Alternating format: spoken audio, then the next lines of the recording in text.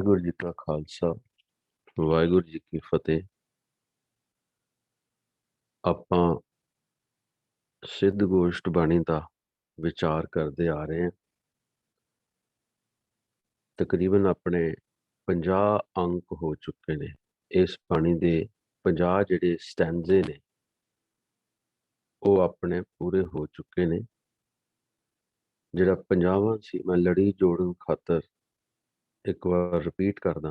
ਨਾਮ ਤਤ ਸਭ ਹੀ ਸਿਰ ਜਾਪੈ। ਜਿਹੜਾ ਨਾਮ ਤਤ ਹੈ,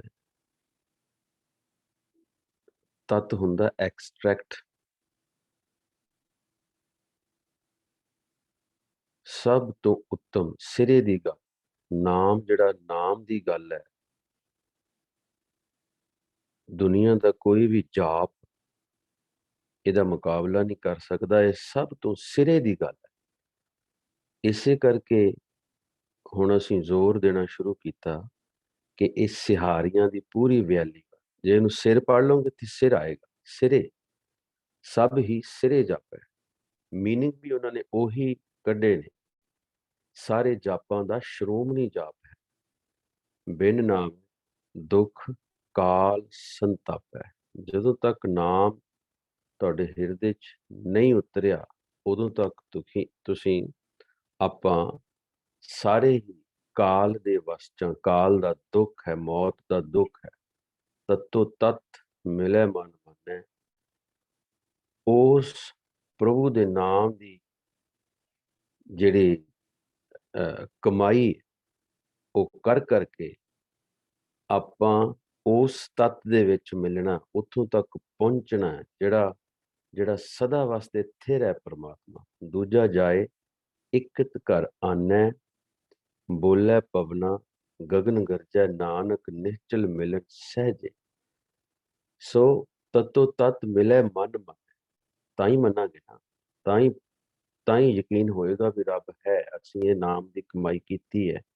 ਇਹ ਸਾਡੀ ਇਹੋ ਜਿਹੀ ਸਟੇਟ ਆਫ ਮਾਈਂਡ ਬਣੀ ਨਿਰੋ ਅਕਾਲ ਪੁਰਖ ਦੇ ਨਾਮ ਦੀ ਕਮਾਈ ਸੱਚਾਈ।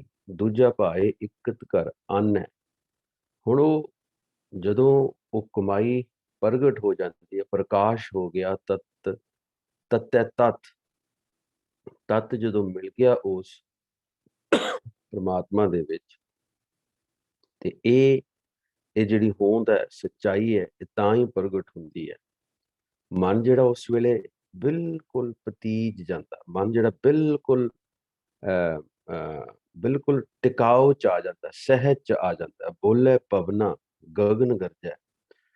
ਸੋ ਉੱਥੇ ਹੋਰ ਕੁਛ ਨਹੀਂ, ਉੱਥੇ ਸਿਰਫ ਅਕਾਲ ਪੁਰਖ ਦੇ ਨਾਮ ਦੀ ਜਿਹੜੀ ਗੂੰਜਾਂ ਨੇ, ਨਾਮ ਦੀਆਂ ਗੂੰਜਾਂ ਨੇ। ਬੋਲੇ ਪਵਨਾ ਗਗਨ ਗਰਜੈ।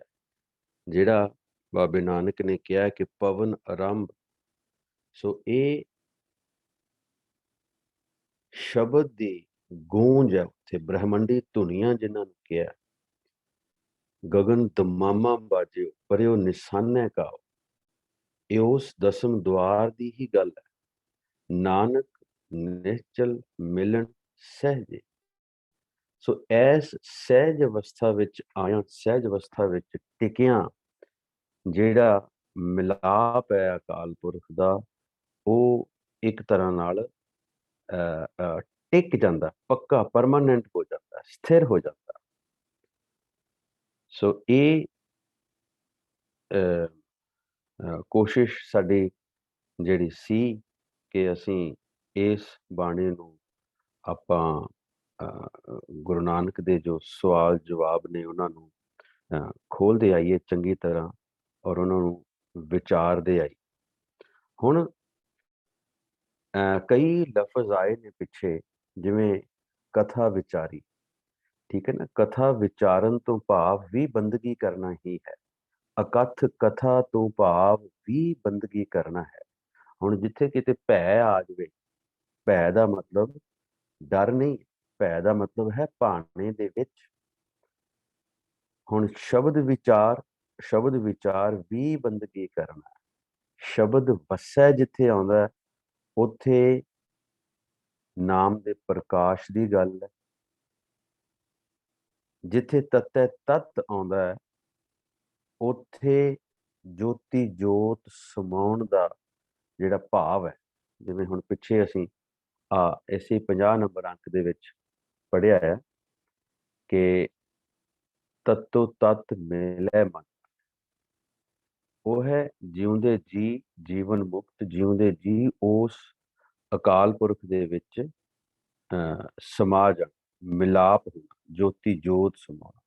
ਔਰ ਜਿਹੜਾ ਗਗਨ ਹੈ, ਬੋਲੇ ਪਵਨ ਗਗਨ ਗਰਜੈ, ਇਹ ਟੋਟਲੀ ਦਸਮ ਦੁਆਰ ਦੀ ਗੱਲ ਹੈ, ਸਹਿਜ ਅਵਸਥਾ ਚੌਥੇ ਪਦ ਦੀ ਗੱਲ ਹੈ। ਸੋ ਇਹ ਚੀਜ਼ਾਂ ਆਪਾਂ ਯਾਦ ਰੱਖਣੀਆਂ ਨੇ ਤਾਂ ਜੋ ਸਾਨੂੰ ਅੱਗੇ ਇਹਨਾਂ ਚੀਜ਼ਾਂ ਤੋਂ ਕੋਈ ਅਸੀਂ ਟਪਲਾ ਨਾ ਖਾਈਏ, ਭੁਲੇਖਾ ਨਾ ਖਾਈਏ। ਅੱਛਾ, ਹੁਣ ਅੰਕ ਨੰਬਰ 51, ਅੰਤਰੇ ਸੁਨੰ ਬਾਹਰੇ ਸੁਨੰ ਤ੍ਰਿਭਵਨ ਸੁਨ ਮਸੁਨੰ। ਹੁਣ ਜਦੋਂ ਉਸ ਅਕਾਲ ਪੁਰਖ ਦੀ ਜਿਹੜੀ ਸੱਚਾਈ ਹੈ, ਉਸ ਅਕਾਲ ਪੁਰਖ ਦੀ ਜਦੋਂ ਅੰਦਰ ਨਾਮ ਦੀ ਕਮਾਈ ਦੇ ਨਾਲ ਪ੍ਰਗਟ ਹੋ ਗਿਆ, ਪਤਾ ਲੱਗ ਗਿਆ, ਸਹਿਜ ਵਿੱਚ ਆ ਗਿਆ, ਤਾਂ ਹਰ ਥਾਂ ਤੇ ਉਸ ਅਕਾਲ ਪੁਰਖ ਦੀ ਹੋਂਦ ਜਿਹੜੀ ਹੈ ਉਹ ਯਕੀਨੀ ਬਣ ਜਾਂਦੀ ਹੈ ਨਾਮ ਅਭਿਆਸੀ ਵਾਸਤੇ। ਉਹ ਹਰ ਥਾਂ ਦੇ ਵਿੱਚ ਉਸ ਅਕਾਲ ਪੁਰਖ ਨੂੰ ਦੇਖਦਾ ਹੈ ਔਰ ਉਸ ਅਵਸਥਾ ਦੇ ਵਿੱਚ ਮਾਇਆ ਤੋਂ ਪਰੇ ਹੈ ਅਭਿਆਸੀ, ਮਾਇਆ ਦੇ ਫੁਰਨੇ ਨਹੀਂ ਹੈ, ਕਿਉਂਕਿ ਸਹਿਜ ਅਵਸਥਾ ਹੈ। ਚੌਥੇ ਸੁਣੈ ਜੋ ਨਰ ਜਾਣੈ ਤਾਂ ਕੋ ਪਾਪ ਨ ਪੁੰਨ। ਸੋ ਨੂੰ ਅੰਤਰ ਬਾਹਰ ਉਹ ਅਵਸਥਾ ਦਾ, ਤ੍ਰਿਭਵਨ ਤਿੰਨਾਂ ਭਵਨਾਂ ਦੇ ਵਿੱਚ ਉਸ ਅਵਸਥਾ ਦਾ, ਅਕਾਲ ਪੁਰਖ ਦੀ ਹੋਂਦ ਦਾ ਉਹ ਆਨੰਦ ਲੈ ਰਿਹਾ ਹੈ। ਚੌਥੇ ਸੁਣੈ ਜੋ ਨਰ ਜਾਣੈ, ਜਦੋਂ ਹਿਰਦੇ 'ਚ ਨਿਰੋਲ ਅਕਾਲ ਪੁਰਖ ਦੀ ਕਮਾਈ ਹੈ ਤਾਂ ਇਹ ਯਕੀਨ ਹੋ ਜਾਂਦਾ ਹੈ ਕਿ ਦਿਸਦੇ ਔਰ ਅਣਦਿਸਦੇ ਪਦਾਰਥਾਂ ਵਿੱਚ ਹਰ ਥਾਂ ਤੇ ਅਕਾਲ ਪੁਰਖ ਦੀ ਹੋਂਦ ਹੈ। ਘਟ ਘਟ ਸੁਨ ਕਾ ਜਾਣੈ ਭਿਓ, ਆਦਿ ਪੁਰਖ ਨਿਰੰਜਨ ਦੇ। ਹੁਣ ਨਾਮ ਅਭਿਆਸੀ ਘਟ ਘਟ ਦੇ ਵਿੱਚ ਉਸ ਅਕਾਲ ਪੁਰਖ ਦੀ ਪ੍ਰੈਜ਼ੈਂਸ ਦਾ ਜਿਹੜਾ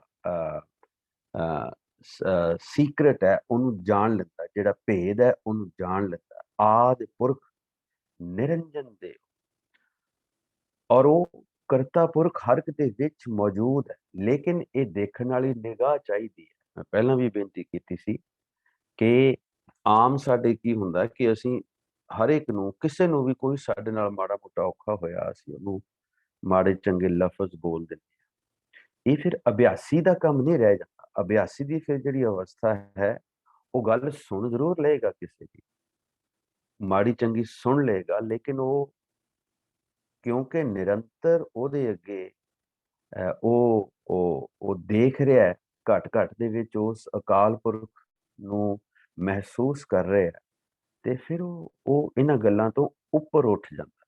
ਘਟ ਘਟ ਸੁਨ ਕਾ ਜਾਣੈ ਭਿਓ, ਆਦਿ ਪੁਰਖ ਨਿਰੰਜਨ ਦੇ।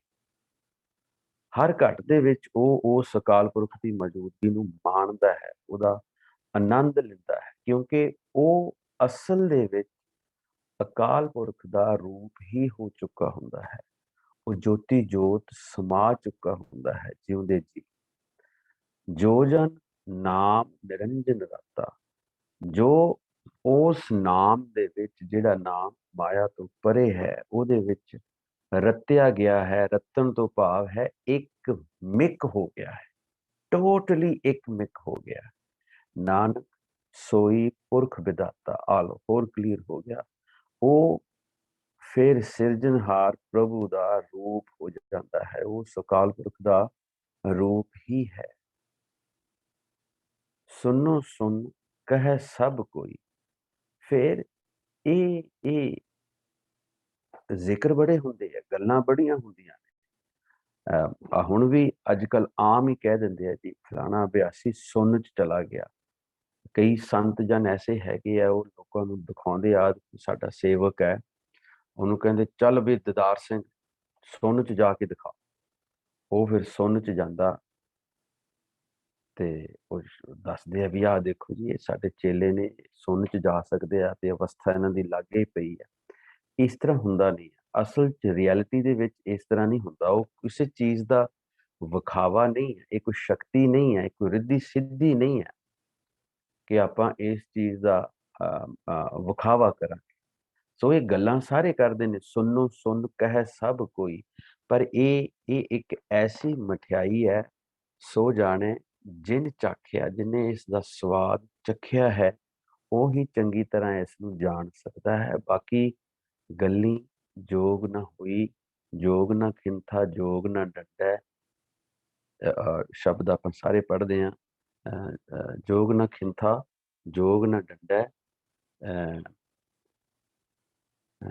ਗੱਲੀ ਜੋਗ ਨਾ ਹੋਈ। ਮਹੱਲੇ ਪਹਿਲੇ ਦਾ ਸ਼ਬਦ ਹੈ। ਜੋਗ ਨਾ ਖਿੰਥਾ, ਜੋਗ ਨਾ ਡੰਡਾ, ਜੋਗ ਨਾ ਭਸਮ ਚੜਾਈ ਹੈ, ਜੋਗ ਨਾ ਮੁੰਦੀ ਮੂਨ ਵੰਡਾਈ ਹੈ, ਜੋਗ ਨਾ ਸਿੰਘੀ ਵਾਈ ਹੈ, ਅੰਜਨ ਮਾਹੇ ਨਿਰੰਜਨ ਰਹੀ ਹੈ, ਜੋਗ ਜੁਗਤ ਇਵ ਪਾਈ ਹੈ। ਜੋਗ ਦਾ ਮਤਲਬ ਹੈ ਮਿਲਾਪ। ਅੱਗੇ ਫਿਰ ਉਹ ਰਹਾਉ ਦੀ ਤੁਕ ਚ ਸਾਹਿਬ ਕਹਿੰਦੇ ਹੈ ਗੱਲੀ ਜੋਗ, ਕਹਿੰਦੇ ਗੱਲ ਗੱਲਾਂ ਦੇ ਨਾਲ ਨਹੀਂ ਬਣ ਸਕਦੀ। ਏਕ ਦ੍ਰਿਸ਼ਟ ਕਰ ਸਮਸਰ ਜਾਣੈ, ਜੋਗੀ ਕਹੀਐ ਸੋਈ। ਹੁਣ ਇਹਦਾ ਬਿਲਕੁਲ ਉਤਲਾ ਜਿਹੜਾ ਮੀਨਿੰਗ ਭਾਵ ਤੁਹਾਨੂੰ ਦੱਸਦੇ ਹੈ ਕਿ ਉਹੀ ਜੋਗੀ ਅਖਵਾ ਸਕਦਾ ਹੈ ਜੋ ਇੱਕੋ ਨਿਗਾਹ ਦੇ ਨਾਲ ਸਾਰੇ ਜੀਵਾਂ ਨੂੰ ਦੇਖ ਰਿਹਾ। ਏਕ ਦ੍ਰਿਸ਼ਟ ਕਰ ਸਮਸਰ ਜਾਣੈ, ਜੋਗੀ ਕਹੀਐ ਸੋਈ। ਇਹ ਸ਼ਬਦ ਦੀ ਕਦੇ ਪੂਰੀ ਵਿਚਾਰ ਕਰਾਂਗੇ, ਪਰ ਇਹ ਜਿਹੜਾ ਸਮਸਰ, ਏਕ ਦ੍ਰਿਸ਼ਟ ਸਮਸਰ ਹੈ, ਉਹ ਨਿਰਗੁਣ ਤੇ ਸਰਗੁਣ ਸਰੂਪ ਨੂੰ ਇਸ ਜੱਗ ਦੇ ਵਿੱਚ ਰਹਿੰਦਿਆਂ ਹੋਇਆਂ ਮਾਣ ਰਿਹਾ ਹੈ। ਉਹਨੂੰ ਉਹਦੀ ਅਦਿੱਖ ਹੋਂਦ ਦਾ ਵੀ ਪਤਾ ਹੈ, ਦਿੱਖ ਦੇ ਵਿੱਚ ਵੀ ਉਸ ਅਕਾਲ ਪੁਰਖ ਨੂੰ ਦੇਖ ਰਿਹਾ ਹੈ। ਇਹ ਹੈ ਏਕ ਦ੍ਰਿਸ਼ਟ ਕਰ ਸਮਸਰ ਜਾ। ਨਿਰਗੁਣ ਔਰ ਸਰਗੁਣ ਸਰੂਪ ਦੋਨੋਂ ਅਕਾਲ ਪੁਰਖ ਦੇ ਜਿਹੜੇ ਅਭਿਆਸੀ ਦੇ ਅੱਗੇ ਨੇ, ਉਹ ਉਹਨਾਂ ਨੂੰ ਮਾਣ ਰਿਹਾ ਹੈ। ਇਹ ਹੈ ਏਕ ਦ੍ਰਿਸ਼ਟ ਕਰ ਸਮਸਰ। ਇਹਨੂੰ ਡੀਟੇਲ ਦੇ ਵਿੱਚ ਆਪਾਂ ਅੱਗੇ ਜਾ ਕੇ ਵਿਚਾਰਾਂਗੇ। ਬਾਕੀ ਜਿਹੜਾ ਜੋਗ ਹੈ, ਅੰਜਨ ਮਾਹੇ ਨਿਰੰਜਨ ਰਹੀ ਹੈ, ਐਸੇ ਮਾਇਆ ਦੇ ਵਿੱਚ ਰਹਿੰਦਿਆਂ ਹੋਇਆਂ ਮਾਇਆ ਤੋਂ ਨਿਰਲੇਪ ਰਹਿਣਾ ਹੈ। ਜੋਗ ਦਾ ਮਤਲਬ ਹੀ ਮਿਲਾਪ ਹੈ। ਜੋਗ ਕੋਈ ਇਹ ਨਹੀਂ ਹੈ ਵੀ ਸਾਧੂ ਹੈ ਜਾਂ ਜਟਾਂ ਰੱਖੀਆਂ ਨੇ ਵੀ ਜੋਗੀ ਹੈ। ਆਪਾਂ ਟਰਮੀਨੋਲੋਜੀ, ਬਸ ਟਰਮੀਨੋਲੋਜੀ, ਇਹ ਮਾਈਂਡਸੈਟ ਚੇਂਜ ਕਰਨਾ। ਆਪਾਂ ਇਸ ਟਰਮੀਨੋਲੋਜੀ ਨੂੰ ਸਮਝਣਾ ਕਿ ਬਾਬੇ ਨਾਨਕ ਨੇ ਇਹ ਟਰਮੀਨੋਲੋਜੀ ਕਿਸ ਕੰਟੈਕਸਟ ਦੇ ਵਿੱਚ ਵਰਤੀ ਹੈ। ਜੋਗ ਦਾ ਮਤਲਬ ਹੈ ਜਿਹੜਾ ਯੋਗ, ਜਿਹੜਾ ਪ੍ਰਭੂ ਦੇ ਮਿਲਾਪ ਦਾ ਆਨੰਦ ਮਾਣ ਰਿਹਾ ਹੈ, ਉਹ ਹੈ ਜੋਗੀ। ਜਿਹੜਾ ਜਿਉਂਦੇ ਜੀ ਉਸ ਪਰਮਾਤਮਾ ਦੇ ਵਿੱਚ ਸਮਾ ਚੁੱਕਾ, ਉਹ ਹੈ ਜੋਗੀ। ਇਸੇ ਕਰਕੇ ਲਿਖਿਆ ਅੰਜਨ ਮਾਹੇ ਨਿਰੰਜਨ ਰਹੀ ਹੈ, ਜੋਗ ਜੁਗਤ ਇਵ ਪਾਈ ਹੈ। ਹੁਣ ਇੱਥੇ ਆਜੋ ਮੁੜ ਕੇ ਅੰਕ ਨੰਬਰ 52 ਤੇ। ਸੁਣੋ ਸੁਣ ਕਹਿ ਸਭ ਕੋਈ, ਗੱਲਾਂ ਸਾਰੇ ਕਰਦੇ, ਫੁਰਨਿਆਂ ਦੀਆਂ ਗੱਲਾਂ, ਮਾਇਆ ਦੀਆਂ ਗੱਲਾਂ। ਜਿਹੜੀ ਉਹ ਇੱਕ ਲਫ਼ਜ਼ ਬਹੁਤ ਸੋਹਣਾ ਲਿਖਿਆ ਇੱਥੇ, ਅਫੁਰ ਅਵਸਥਾ। ਉਹ ਅਵਸਥਾ ਜਿੱਥੇ ਜਾ ਕੇ ਕੋਈ ਮਨ ਦੇ ਵਿੱਚ ਕੋਈ ਫੁਰਨਾ ਨਹੀਂ ਉੱਠਦਾ, ਉਹਨੂੰ ਅਫੁਰ ਅਵਸਥਾ ਕਿਹਾ ਜਾਂਦਾ ਹੈ। ਉਸੇ ਨੂੰ ਹੀ ਸੁਣ ਕਿਹਾ ਜਾਂਦਾ ਹੈ।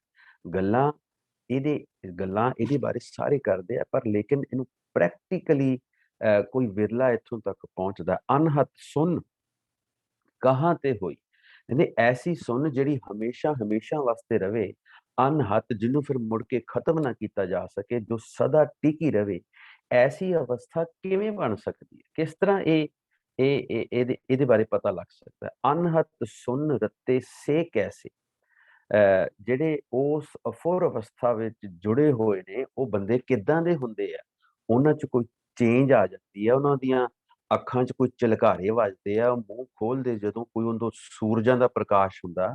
ਇਹ ਸਾਰੀਆਂ ਚੀਜ਼ਾਂ ਅਸੀਂ ਹੁਣੇ ਫਾਈਂਡ ਆਊਟ ਕਰਨੀ ਕਿ ਉਹ ਫਰਕ ਕੀ ਪੈ ਜਾਂਦਾ। ਗੱਲ ਸਿਰਫ ਇੰਨੀ ਹੈ ਕਿ ਇੱਟ ਨੂੰ ਕੰਧ 'ਚ ਲਾ ਦਿਓ ਤੇ ਇੱਟ ਨੂੰ ਕੀ ਫਰਕ ਪੈ ਜਾਂਦਾ। ਆਪਾਂ ਇੱਥੇ ਆਉਣਾ ਹੁਣ। ਅਨਹਤ ਸੁਣ ਕਹਾਂ ਤੇ ਹੋਈ, ਅਨਹਤ ਸੁਣ ਰਤੇ ਸੇ ਕੈਸੇ। ਜਿਹੜੇ ਉਸ ਸੁਣ ਅਵਸਥਾ 'ਚ ਪਹੁੰਚੇ ਨੇ, ਅਫੁਰ ਅਵਸਥਾ 'ਚ ਪਹੁੰਚੇ ਨੇ, ਉਹ ਫਿਰ ਕਿਹੋ ਜਿਹੇ ਹੁੰਦੇ ਆ? ਜਿਸ ਤੇ ਉਪਜੇ ਤਿਸ ਹੀ ਜੈਸੇ। ਸਾਰੀਆਂ ਗੱਲਾਂ ਦਾ ਇੱਕੋ ਜਵਾਬ ਹੈ। ਕਹਿੰਦੇ ਉਹ ਜਿੱਥੋਂ ਉਪਜੇ ਹੈ, ਜਿਹੜੀ ਥਾਂ ਤੋਂ ਉਹ ਨਿਕਲ ਕੇ ਆਏ ਆ, ਉਹ ਮੁੜ ਕੇ ਉਸ ਦੇ ਵਿੱਚ ਸਮਾ ਜਾਂਦੇ ਆ। ਇਸ ਕਰਕੇ ਉਹ ਉਸ ਦਾ ਹੀ ਰੂਪ ਹੋ ਜਾਂਦੇ ਹਨ। ਸਮਦ੍ਰਿਸ਼ਟੀ, ਇਹ ਹੁਣ ਦੇਖ ਲਿਆ। ਉਹ ਇਹ ਜਨਮ ਨਾ ਮਰੇ, ਨਾ ਆਵੇ ਨਾ ਜਾਏ, ਉਹ ਫਿਰ ਜੂਨਾਂ ਚ ਨਹੀਂ ਆਉਂਦੇ, ਉਹ ਜੀਵਨ ਮੁਕਤ ਹੋ ਜਾਂਦੇ ਹੈ। ਨਾਨਕ ਗੁਰਮੁਖੇ ਮਨ ਸਮਝਾਏ, ਉਹ ਫਿਰ ਗੁਰੂ ਦੇ ਜ਼ਰੀਏ ਉਹਨਾਂ ਨੇ ਜੋ ਗੁਰੂ ਦਾ ਉਪਦੇਸ਼ ਹੁੰਦਾ ਉਹਦੀ ਕਮਾਈ ਕਰਦੇ ਨੇ। ਉਹਨਾਂ ਨੇ ਆਪਣਾ ਮਨ ਸਾਧਿਆ ਹੁੰਦਾ। ਮਨ ਸਮਝਾਏ, ਗੁਰੂ ਦੇ ਜ਼ਰੀਏ ਇੱਕ ਤੇ ਭਰੋਸਾ, ਇੱਕ ਤੇ ਪ੍ਰਤੀਤ, ਇੱਕ ਤੋਂ ਦੇਖਿਆ ਔਰ ਇੱਕ ਦਾ ਜਪ। ਇਹ ਕਰ ਕਰਕੇ ਇਸ ਅਵਸਥਾ ਚੋਂ ਲੰਘ ਕੇ ਉਹਨਾਂ ਨੇ ਮਨ ਨੂੰ ਸਮਝਾ ਲਿਆ ਹੁੰਦਾ। ਔਰ ਮਨ ਨੂੰ ਸਮਝਾਉਣ ਦਾ ਮਤਲਬ ਹੀ ਆਪਣੇ ਆਪ ਨੂੰ ਐਸ ਜੀਵਨ ਚ, ਐਸ ਦੁਨੀਆ ਚ, ਐਸ ਜਗ ਚ ਰਹਿੰਦਿਆਂ ਹੋਇਆਂ ਫੁਰਨਿਆਂ ਤੋਂ ਮਨ ਨੂੰ ਰੋਕ ਲੈਣਾ ਹੈ। ਸੁੰਨ ਅਵਸਥਾ ਹੈ, ਪਰਮ ਪਦ ਦੀ ਅਵਸਥਾ ਹੈ, ਕਰਮ ਕੰਡ ਦੀ ਅਵਸਥਾ ਹੈ, ਆਨੰਦ ਦੀ ਅਵਸਥਾ ਹੈ। ਨਾਨਕ ਗੁਰਮੁਖੇ ਮਨ ਸਮਝਾਏ, ਉਹਨਾਂ ਨੇ ਇਹ ਮਨ ਨੂੰ ਸਮਝਾ ਲਿਆ ਹੁੰਦਾ, ਤਾਂ ਉਹ ਉਹਨਾਂ ਦਾ ਜਨਮ ਮਰਨ ਦਾ ਗੇੜ ਮੁੱਕ ਜਾਂਦਾ ਹੈ। ਤਾਂ ਉਹ ਜਿੱਥੋਂ ਉਪਜੇ ਹੁੰਦੇ ਆ ਉਸੇ ਦਾ ਸਰੂਪ ਬਣ ਜਾਂਦੇ। ਅੱਗੇ ਚਲਿਏ ਜੀ, ਅੰਕ ਨੰਬਰ 53। ਨੌ ਸਰ ਸੁਭਰ ਦਸਵੇਂ ਪੂਰੇ। ਹੁਣ ਹੈ ਕਿ ਨਾਮ ਦੀ ਕਮਾਈ ਦੇ ਨਾਲ ਜਦੋਂ ਨਕਾ ਨਕ ਜਿਹੜੇ ਹੈ ਜਿਹੜੇ 9 ਦਰਵਾਜ਼ੇ ਅਸੀਂ ਸਾਰੇ ਜਾਣਦਾ, ਉਹਨੇ ਬਾਰੇ ਸਾਰਿਆਂ ਨੇ ਅਸੀਂ ਸੁਣਿਆ। 9 ਸਰ ਸੁਭਰ ਦਸਵੇਂ ਪੂਰੇ। ਸੋ ਉਹ 10ਵੇਂ ਦੇ ਵਿੱਚ ਪ੍ਰਭੂ ਦੇ ਮਿਲਾਪ ਦੀ ਅਵਸਥਾ ਦੇ ਵਿੱਚ ਉਹ ਖੇਡ ਰਹੇ ਹੁੰਦੇ ਨੇ। ਉਹਨਾਂ ਨੇ 9 ਦਰਵਾਜ਼ਿਆਂ ਤੇ ਪੂਰਨ ਆਪਣਾ ਨਿਯੰਤਰਣ ਕਰ ਲਿਆ ਹੁੰਦਾ, ਉਹਨਾਂ ਨੂੰ ਜਿੱਤ ਲਿਆ ਹੁੰਦਾ। ਤੈ ਅਨਹਤ ਸੁਨ ਵਜਾਵੇ ਤੂਰੇ। ਤਦੋਂ ਉਹ ਜਿਹੜੇ ਅਭਿਆਸੀ ਨੇ, ਉਹ ਉਸ ਸੁਨ ਦੀ ਅਵਸਥਾ ਦੇ ਵਿੱਚ ਉੱਥੇ ਆ ਕੇ ਵਜਾਵੇ ਤੂਰੇ ਮਤਲਬ ਸ਼ਬਦ ਦੇ ਵਿੱਚ, ਸ਼ਬਦ ਦੀ ਧੁਨੀ ਦੇ ਵਿੱਚ ਉਹ ਗੜੂੰਦ ਰਹਿੰਦੇ ਨੇ। ਤੈ ਅਨਹਤ ਸੁਨ ਵਜਾਵੇ ਤੂਰੇ। ਹੋਰ ਕੋਈ ਉੱਥੇ ਦੁਨਿਆਵੀ ਸਾਜ਼ ਜਾਂ ਵਾਜੇ ਨਹੀਂ ਵੱਜਦੇ। ਉਹ ਉਸ ਸੁਨ ਦੇ ਵਿੱਚ ਬ੍ਰਹਮੰਡੀ ਧੁਨੀਆਂ ਦਾ ਹੀ ਰਸ ਮਾਣਦੇ ਆ। ਸਾਚੈ ਰਾਚੇ ਦੇਖ ਹਜ਼ੂਰੇ। ਇਸ ਅਵਸਥਾ ਦੇ ਵਿੱਚ ਉਹ ਅਭਿਆਸੀ ਅੰਗ ਸੰਗ ਉਸ ਪਰਮਾਤਮਾ ਨੂੰ, ਪ੍ਰਭੂ ਨੂੰ, ਸਾਚੇ ਨੂੰ ਮਾਣ ਰਹੇ ਹੁੰਦੇ ਆ, ਉਹਨੂੰ ਮਹਿਸੂਸ ਕਰ ਰਹੇ ਹੁੰਦੇ ਆ। ਘਟ ਘਟ ਸਾਚ ਰਹਿਆ ਭਰਪੂਰੇ। ਔਰ ਇਹ ਖਾਲੀ ਇਹ ਨਹੀਂ, ਉਹਨਾਂ ਨੂੰ ਘਟ ਘਟ ਦੇ ਵਿੱਚ ਉਸ ਵਿਆਪਕ ਪ੍ਰਭੂ ਦੀ, ਅਕਾਲ ਪੁਰਖ ਦੀ ਹੋਂਦ ਦਾ ਪਤਾ ਲੱਗ ਗਿਆ ਹੁੰਦਾ ਹੈ। ਗੁਪਤੀ ਬਾਣੀ ਪ੍ਰਗਟ ਹੋਏ। ਇਸ ਤਰ੍ਹਾਂ ਉਹ ਜਿਹੜੀ ਗੁਪਤੀ ਬਾਣੀ ਹੈ, ਉਹ ਜਿਹੜਾ ਅਕਾਲ ਪੁਰਖ ਦਾ ਜਿਹੜਾ ਨਾਮ ਹੈ, ਜਿਹਨੂੰ ਅਸੀਂ ਸੁਣਨਾ ਕਹਿੰਦੇ ਹਾਂ, ਜਿਹਨੂੰ ਅਸੀਂ ਸੁਣਿਆ ਸਿੱਧ ਪੀਰ ਸੁਰਨਾਥ, ਸੁਣਿਆ ਧਰਤ ਧਵਲ ਆਕਾਸ਼, ਉਸ ਗੁਪਤ ਬਾਣੀ ਨੂੰ ਉਹ ਪ੍ਰਗਟ ਕਰ ਲੈਂਦੇ ਆ। ਉਹਨਾਂ ਨੂੰ ਉਸ ਬਾਰੇ, ਉਸ ਦੀ ਹੋਂਦ ਬਾਰੇ ਪਤਾ ਲੱਗ ਚੁੱਕਾ ਹੁੰਦਾ। ਨਾਨਕ ਪਰਖ ਲਏ ਸੱਚ ਸੋਏ। ਹੁਣ ਇਹ ਪਰਖਣਾ ਕੀ ਹੈ? ਉਹ ਮਨੁੱਖ ਉਸ ਅਕਾਲ ਪੁਰਖ ਨੂੰ ਸਮਝ ਚੁੱਕੇ ਹੁੰਦੇ ਆ, ਉਹਦੀ ਹੋਂਦ ਨੂੰ ਦੇਖ ਚੁੱਕੇ ਹੁੰਦੇ ਆ। ਉਹਨਾਂ ਨੇ ਉਸ ਨੂੰ ਐਨ ਪੱਕਾ ਕਰ ਲਿਆ ਹੁੰਦਾ। ਉਹ ਸੱਚੇ ਪ੍ਰਭੂ ਦੇ ਨਾਮ ਨੂੰ ਸਮਝ ਚੁੱਕੇ ਹੁੰਦੇ ਆ। ਨਾਨਕ ਪਰਖ ਲਏ ਸੱਚ ਸੋਏ। ਉਹਨਾਂ ਨੇ ਆਪਣਾ ਜਿਹੜਾ ਜੀਵਨ ਦਾ ਮਨੋਰਥ ਪੱਕਾ ਕਰ ਲਿਆ ਹੁੰਦਾ ਕਿ ਇਹ ਕਮਾਈ ਕਰ ਕਰਕੇ ਉਸ ਅਵਸਥਾ ਦੇ ਵਿੱਚ ਜਿੱਥੇ ਗੁਪਤੀ ਬਾਣੀ ਪ੍ਰਗਟ ਹੋਇਆ, ਇਹਦਾ ਸਾਫ਼ ਮਤਲਬ ਹੈ ਉਹ ਅਭਿਆਸੀ ਸੁੰਨ ਦੀ ਅਵਸਥਾ ਦੇ ਵਿੱਚ ਹੈ, ਉਹ ਦਸਮ ਦਵਾਰ ਦੀ ਅਵਸਥਾ ਦੇ ਵਿੱਚ ਹੈ, ਉਹ ਆਨੰਦ ਦੀ ਅਵਸਥਾ ਦੇ ਵਿੱਚ ਹੈ, ਉਹ ਕਰਮਖੰਡ ਦੀ ਅਵਸਥਾ ਦੇ ਵਿੱਚ ਹੈ। ਇਹ ਸਾਰੀਆਂ ਚੀਜ਼ਾਂ ਇੱਕੋ ਗੱਲ ਦੀਆਂ ਲਖਾਇਕ। ਅੱਗੇ ਜੀ, ਅੰਕ ਨੰਬਰ 54। ਸਹਿਜ ਪਾਏ ਮਿਲੀਐ ਸੁਖ ਹੋਵੇ। ਹੁਣ ਇਹ ਕੋਈ ਬਹੁਤ ਆਪਣਾ ਇਹ ਨਹੀਂ ਹੈ ਵੀ ਤਸ਼ੱਦਦ ਕਰਨਾ ਅਸੀਂ ਆਪਣੇ ਆਪ ਤੇ। ਸਹਿਜ ਭਾਏ ਬੜੇ ਆਰਾਮ ਦੇ ਨਾਲ, ਇਹ ਕਿਤੇ ਵੀ ਹੁਕਮ ਨਹੀਂ ਹੈ ਬਹੁਤ ਕਰੜੇ ਕੱਟੜਤਾਈ ਸੰਜਮ ਦਾ ਕਿਤੇ ਵੀ ਗੁਰਬਾਣੀ ਦੇ ਵਿੱਚ ਹੁਕਮ ਨਹੀਂ ਹੈ। ਇਹ ਪ੍ਰੇਮਾ ਭਗਤੀ ਦਾ ਮਾਰਗ ਹੈ ਸਾਡਾ। ਕਹੋ ਕਬੀਰ ਜਨ ਭਏ ਖਾਲਸੇ ਪ੍ਰੇਮ ਭਗਤ ਜਹ ਕੀਨੀ। ਕਹੋ ਕਬੀਰ ਜਨ ਭਏ ਖਾਲਸੇ ਪ੍ਰੇਮ ਭਗਤ ਜਹ ਕੀਨੀ। ਨਹੀਂ ਨਹੀਂ, ਕਹੋ ਕਬੀਰ ਜਨ ਭਏ ਖਾਲਸੇ ਪ੍ਰੇਮ ਭਗਤ ਜਹ ਜਾਨੀ। ਪਰਿਓ ਕਾਲ ਸਭੈ ਜਗ ਉੱਪਰ ਮਾਹੇ ਲਿਖੇ ਭ੍ਰਮ ਗਿਆਨ। ਸੋ ਇਹ ਪ੍ਰੇਮ ਭਗਤੀ ਦਾ ਮਾਰਗ ਹੈ। ਕੋਈ ਵੀ ਸਖਤਾਈ ਔਰ ਕੋਈ ਵੀ ਕੱਟੜ ਅਸੂਲ ਸਾਨੂੰ ਬਾਬੇ ਨਾਨਕ ਨੇ ਨਹੀਂ ਦ੍ਰਿੜਾਏ ਕਿ ਆ ਇੰਨੇ ਵਜੇ ਤੂੰ ਆਹ ਕੰਮ ਕਰਨਾ ਹੈ, ਆਹ ਕੰਮ ਇਸ ਤਰ੍ਹਾਂ ਦੀ ਕੰਡੀਸ਼ਨ 'ਚ ਕਰਨਾ ਹੈ। ਇਹ ਕਿਤੇ ਵੀ ਗੁਰਬਾਣੀ 'ਚ ਸਾਨੂੰ ਦ੍ਰਿੜਾਇਆ ਨਹੀਂ ਗਿਆ। ਇਹਦੇ ਬਾਰੇ ਆਪਾਂ ਬਾਅਦ 'ਚ ਐਕਸਪਲੇਨ ਕਰਾਂਗੇ, ਜਦੋਂ ਟੌਪਿਕ ਆਪਣੇ ਕੋਲ ਸ਼ਬਦ ਸੰਬੰਧਿਤ ਹੋਣਗੇ, ਆਪਾਂ ਉਸ ਵੇਲੇ ਚੀਜ਼ਾਂ ਸਾਰੀਆਂ ਖੋਲਾਂਗੇ। ਸੋ ਸਹਿਜ ਭਾਏ ਦਾ ਮਤਲਬ ਹੈ ਬਹੁਤ ਆਰਾਮ ਦੇ ਨਾਲ, ਅਡੋਲ ਅਵਸਥਾ ਦੇ ਵਿੱਚ। ਕੋਈ ਬਹੁਤਾ ਜ਼ਿਆਦਾ, ਜੇ ਆਪਾਂ ਫਰਜ਼ ਕਰ ਲਓ, ਆਪਾਂ ਕਹਿੰਦੇ ਆ ਕਿ 1 ਘੰਟਾ ਨਾਮ ਅਭਿਆਸ ਕਰਨਾ ਜੀ, 1 ਘੰਟਾ ਜੇ ਨਹੀਂ ਹੁੰਦਾ, ਤੁਸੀਂ 5 ਮਿੰਟ ਤੋਂ ਸ਼ੁਰੂ ਕਰ ਲਓ, ਉਹਨੂੰ ਹੌਲੀ ਹੌਲੀ ਵਧਾਓ।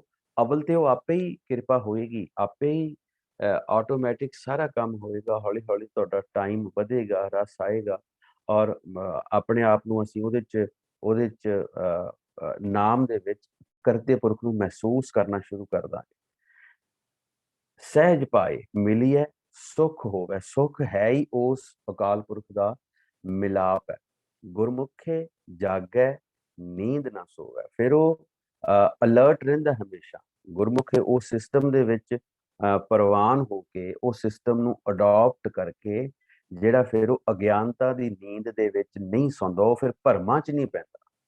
ਸੁਣ ਸ਼ਬਦ ਅਪਰੰਪਰ ਧਾਰੈ।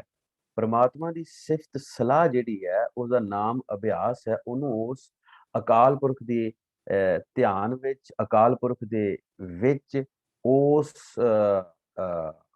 ਉਹਦਾ ਜਿਹੜਾ ਧਿਆਨ ਹੈ ਉੱਥੇ ਟਿਕਿਆ ਰਹਿੰਦਾ। ਪ੍ਰਮਾਤਮਾ ਦੀ ਕਮਾਈ ਦੇ ਵਿੱਚ, ਧੁਨ ਦੇ ਵਿੱਚ, ਸ਼ਬਦ ਦੇ ਵਿੱਚ ਉਹਦਾ ਸੁਣ ਸ਼ਬਦ ਅਪਰੰਪਰ ਧਾਰ ਹੈ।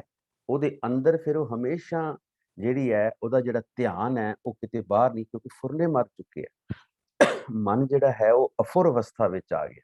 ਕਹਤੇ ਮੁਕਤ, ਉਚਾਰ ਕੇ ਜਿਹੜਾ ਨਾਮ ਨੂੰ ਜਪ ਜਪ ਕੇ ਉਹ ਫਿਰ ਮੁਕਤ ਪਦਾਰਥ ਹਾਸਲ ਕਰ ਚੁੱਕਾ ਹੈ। ਔਰ ਇਹ ਕਿਸ ਤਰ੍ਹਾਂ? ਸ਼ਬਦ ਦੀ ਕਮਾਈ ਦੇ ਨਾਲ। ਇਹ ਕਿਸ ਤਰ੍ਹਾਂ ਸਾਰਾ ਜੰਜਾਲਾਂ ਚੋਂ ਨਿਕਲ ਕੇ ਆਇਆ? ਕਿਸ ਤਰ੍ਹਾਂ ਉਹਦਾ ਨਿਸਤਾਰਾ ਹੋਇਆ? ਸ਼ਬਦੇ ਨਿਸਤਾਰੈ। ਅੰਦਰੇ ਅੰਦਰ ਕਮਾਈ ਦੇ ਨਾਲ, ਸ਼ਬਦ ਦੀ ਕਮਾਈ ਦੇ ਨਾਲ ਉਹ ਇਸ ਅਵਸਥਾ ਵਿੱਚ ਮੁਕਤ ਪਦਾਰਥ ਉਹਨੇ ਹਾਸਲ ਕਰ ਲਿਆ ਹੈ। ਗੁਰ ਕੀ ਦੀਖਿਆ ਸੇ ਸੱਚ ਰਾਤੇ। ਜਿਨ੍ਹਾਂ ਨੇ ਗੁਰੂ ਦੀ ਦੀਖਿਆ ਗ੍ਰਹਿਣ ਕੀਤੀ ਹੈ, ਉਹ ਫਿਰ ਸੱਚੇ ਅਕਾਲ ਪੁਰਖ ਦੇ ਨਾਮ ਵਿੱਚ ਰਤੇ ਗਏ, ਇੱਕ ਮਿਕ ਹੋ ਗਏ। ਹੁਣ ਦੀਖਿਆ ਕੀ ਹੈ? ਦੀਖਿਆ ਬਿਨ ਗੁਰ ਦੀਖਿਆ ਕੈਸੇ ਗਿਆਨ। ਤੇਰਾ ਕਵਣ ਗੁਰੂ ਜਿਸਕਾ ਤੂੰ ਚੇਲਾ, ਸ਼ਬਦ ਗੁਰੂ ਸੁਰਤ ਧੁਨ ਚੇਲਾ। ਇੱਕ ਤੋਂ ਹੋਰ ਏਦਾਂ ਸਿਮਿਲਰ ਆਉਂਦੀ ਹੈ ਕਿ ਕਹਿ ਪੈ ਦੀਖਿਆ ਲੇਵਾ। ਉਹ ਸ਼ਬਦ ਹੈ, ਕਿਸੇ ਨੂੰ ਯਾਦ ਹੋਏ ਸ਼ਬਦ ਤੇ ਮੈਨੂੰ ਮੈਸੇਜ ਪਾ ਕੇ ਦੱਸਣ ਕਿ ਸ਼ਬਦ ਕਿਹੜਾ ਹੈ। ਕਹਿ ਪੈ ਦੀਖਿਆ ਲੇਵਾ, ਕੋਈ ਐਸਾ ਜਿੱਥੋਂ ਦੀਖਿਆ ਇੱਕ ਤਰ੍ਹਾਂ ਦੀ ਕਮਿਟਮੈਂਟ ਹੈ, ਅਕਾਲ ਪੁਰਖ ਦੇ ਨਾਲ ਕਮਿਟਮੈਂਟ। ਹੁਣ ਅਸੀਂ ਦੇਖਦੇ ਹਾਂ ਕਿ ਆਪਾਂ ਮਤਲਬ ਟਰਮੀਨੋਲੋਜੀ ਬਣਾਈ ਹੈ ਅਸੀਂ ਇਦਾਂ ਦੀ, ਆਪਾਂ ਕਹਿੰਦੇ ਹਾਂ ਜੀ ਅੰਮ੍ਰਿਤ ਛਕ ਲਿਆ, ਅੰਮ੍ਰਿਤ ਛਕ ਗਿਆ। ਮੁੜ ਕੇ ਸਾਲ 2 ਸਾਲ ਬਾਅਦ ਦੇਖੀਦਾ ਕਿ ਉਹ ਸਾਰਾ ਮਤਲਬ ਉਹ ਕਹਿੰਦੇ ਨਹੀਂ, ਮੇਰੇ ਤੋਂ ਰੱਖਿਆ ਨਹੀਂ ਗਿਆ। ਇਹਦਾ ਮਤਲਬ ਉਹਨਾਂ ਨੇ ਕਮਿਟਮੈਂਟ ਨਹੀਂ ਕੀਤੀ। ਉਹ ਜਿਹੜੀ ਉਹਨਾਂ ਦੇ ਗੁਰੂ ਦੇ ਨਾਲ ਕਮਿਟਮੈਂਟ ਕਰਨੀ ਹੈ, ਦੀਖਿਆ ਜਿਹੜਾ ਬੈਪਟਾਈਜ਼ਡ ਹੋਣਾ, ਉਹ ਕਮਿਟਮੈਂਟ ਉਹਨਾਂ ਦੀ ਕੱਚੀ ਸੀ, ਉਹ ਪੂਰਨ ਤੌਰ ਤੇ ਕਮਿਟਡ ਨਹੀਂ ਸੀ। ਸੋ ਇਹ ਹੈ ਗੁਰ ਕੀ ਦੀਖਿਆ ਸੇ ਸੱਚ ਰਾਤੇ। ਜਿਨ੍ਹਾਂ ਨੇ ਉਹ ਦੀਖਿਆ, ਸਿੱਖਿਆ, ਕਮਿਟਮੈਂਟ ਕੀਤੀ ਅਕਾਲ ਪੁਰਖ ਦੇ ਨਾਲ, ਉਹ ਫਿਰ ਉਹਦਾ ਰੂਪ ਹੋ ਜਾਂਦੇ ਆ। ਨਾਨਕ ਆਪ ਗਵਾਏ ਮਿਲਣ ਨਹੀਂ ਭਰਾਤੇ। ਆਪਾ ਭਾਵ ਮਿਟਾ ਕੇ ਉਹਨਾਂ ਦਾ ਜਿਹੜਾ, ਕਿਉਂਕਿ ਜਦੋਂ ਮੈਂ ਖਤਮ ਹੋਊ ਉਦੋਂ ਹੀ ਤੂੰ ਦਾ ਵਰਤਾਰਾ ਅੰਦਰ ਹੀ ਹੋ ਜਾਣਾ, ਅੰਤਰ ਹੀ। ਉਦੋਂ ਹੀ ਫਿਰ ਅਸੀਂ ਸਹਿਜ ਅਵਸਥਾ ਵਿੱਚ ਚਲੇ ਜਾ, ਉਦੋਂ ਹੀ ਫਿਰ ਅਸੀਂ ਜਿਹੜੀ ਸਾਡੀ ਭਟਕਣਾ ਹੈ, ਜਿਹੜਾ ਮਨ ਦੇ ਵਿਚਾਰ, ਉਹ ਫਿਰ ਬੰਦ ਹੋ ਜਾਣੇ, ਅਫੁਰ ਅਵਸਥਾ ਆ ਜਾਣੀ ਹੈ, ਆਪ ਗਵਾਏ। ਪਰ ਇਹਦੇ ਨਾਲ ਇਹ ਸਾਨੂੰ ਆਪਾ ਆਪ ਗੁਰ ਕੀ ਦੀਖਿਆ ਦੇ ਜ਼ਰੀਏ, ਗੁਰੂ ਦੇ ਗਿਆਨ ਦੇ ਜ਼ਰੀਏ ਅਸੀਂ ਇਹ ਆਪਾ ਭਾਵ ਸਾਰਾ ਜਿਹੜਾ ਮਿਟਾਉਣਾ ਹੈ। 54 ਅੰਕ ਪੂਰਾ ਹੁੰਦਾ ਹੈ ਇੱਥੇ। ਨੰਬਰ ਅੱਗੇ ਚੱਲੀਏ। ਕੁਬੁੱਧ ਚਵਾਵੈ ਸੋ ਕਿਤ ਠਾਏ। ਇਹ ਗੱਲ ਕਿਵੇਂ ਹੋ ਸਕਦੀ ਹੈ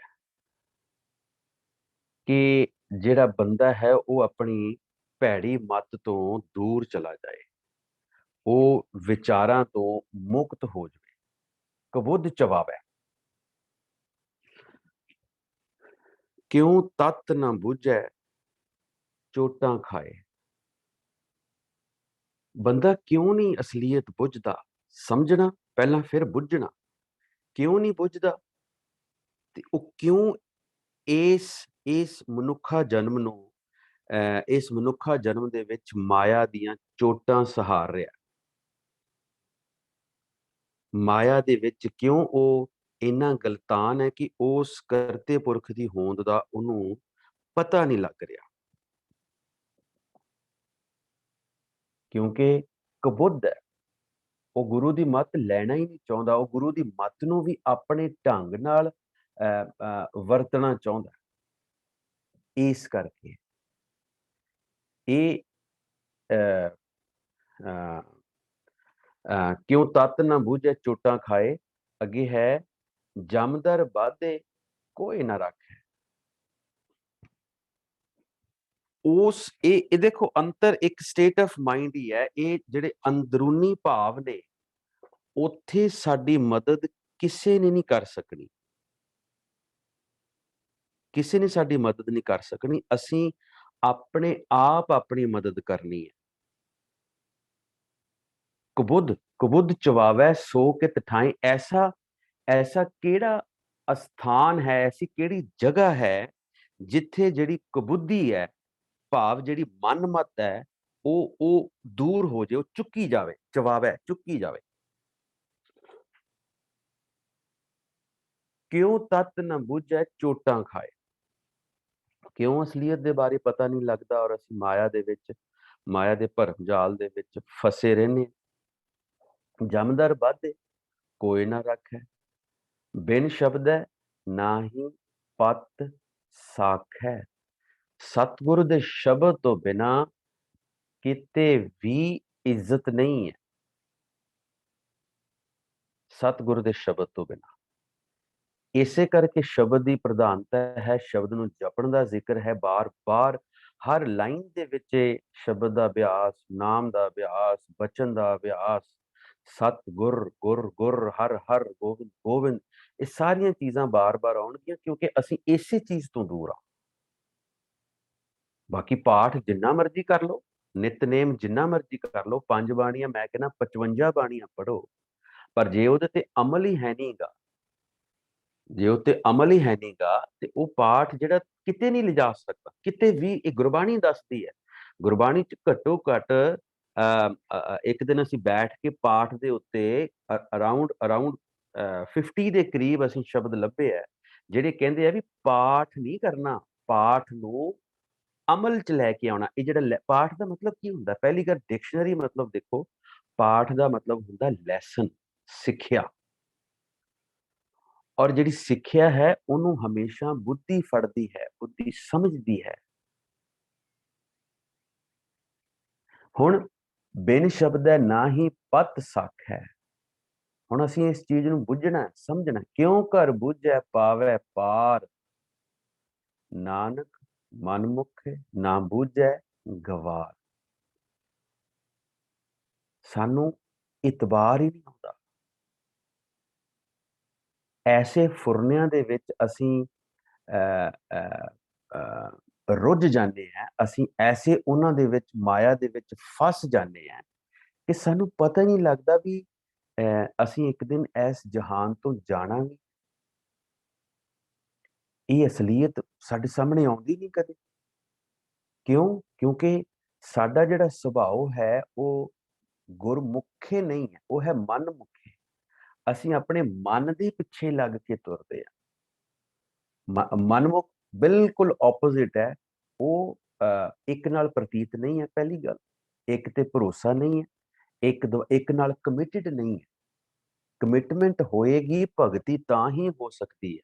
ਪਹਿਲਾਂ ਅਸੀਂ ਅਕਾਲ ਪੁਰਖ ਨਾਲ ਆਪਣੀ ਕਮਿਟਮੈਂਟ ਕਰਨੀ ਹੈ।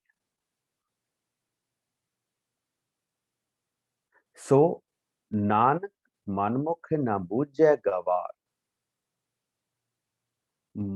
ਮਨ ਦੇ ਪਿੱਛੇ ਲੱਗਿਆ ਉਹ ਜਿਹੜਾ ਗਵਾਰ ਹੈ, ਜਿਹੜਾ ਆਪਣੇ ਮਨ ਦੇ ਪਿੱਛੇ ਲੱਗਦਾ, ਉਹਨੂੰ ਮੂਰਖਾਂ ਦਾ ਮੂਰਖ ਕਿਹਾ ਬਾਬੇ ਨਾਨਕ ਨੇ। ਜਿਹੜਾ ਮਨ ਦੇ ਪਿੱਛੇ ਲੱਗਦਾ, ਜਿਹੜਾ ਇਹ ਮੱਤ ਨਹੀਂ ਲੈਂਦਾ। ਹੁਣ ਇਹ ਦੇਖੋ, ਇਹ ਮੈਂ ਬਾਰ-ਬਾਰ ਬੇਨਤੀ ਕਰ ਰਿਹਾ ਕਿ ਟਰਮੀਨੋਲੋਜੀ ਆ, ਅਸੀਂ ਪੰਜਾਬੀ ਲੈਂਗੁਏਜ ਨੂੰ ਵੀ ਪੂਰਾ ਟਾਈਮ ਦੇਈਏ। ਪੰਜਾਬੀ ਲੈਂਗੁਏਜ ਨੂੰ, ਇਹਦੇ ਬਾਰੇ ਮੈਂ ਵਿਸਤਾਰ ਦੇ ਵਿੱਚ ਜ਼ਿਕਰ ਕਰੂੰਗਾ। ਇੱਕ ਸ਼ਬਦ ਬੜਾ ਆਪਣਾ ਰਾਗੀ ਜਥੇ ਜਾਂ ਕਥਾਕਾਰ ਕਹਿੰਦੇ ਜੀ, ਧੁਰ ਕੀ ਬਾਣੀ ਜੈਸੀ ਮੈਂ ਆਵੈ ਖਸਮ ਕੀ ਬਾਣੀ ਤੈਸੜਾ ਕਰੀ ਗਿਆਨ ਵੇਲਾ। ਧੁਰ ਦੀ ਬਾਣੀ, ਇਹ ਧੁਰ ਦਰਗਾਹ ਚੋਂ ਆਈ ਹੈ। ਇਹ ਦਰਗਾਹ ਫਿਰ ਅਸੀਂ ਕਿੱਥੇ ਲੱਭਾਂਗੇ ਤਾਂ ਜਾ ਕੇ, ਜਿੱਥੋਂ ਇਹ ਬਾਣੀ ਆਈ ਹੈ।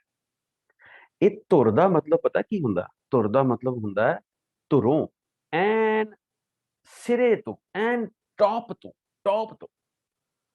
ਧੁਰ ਦਾ ਮਤਲਬ ਹੁੰਦਾ ਟੌਪ, ਬਿਲਕੁਲ ਬਿਲਕੁਲ ਅਖੀਰੀ ਗਿਆਨ ਹੈ। ਇਸ ਦੇ ਉੱਤੇ ਕੋਈ ਹੋਰ ਗਿਆਨ ਨਹੀਂ ਹੋ ਸਕਦਾ। ਧੁਰ ਕੀ ਬਾਣੀ ਆਈ ਜਿਨ ਸਗਲੀ ਚਿੰਤ ਮਿਟਾਈ।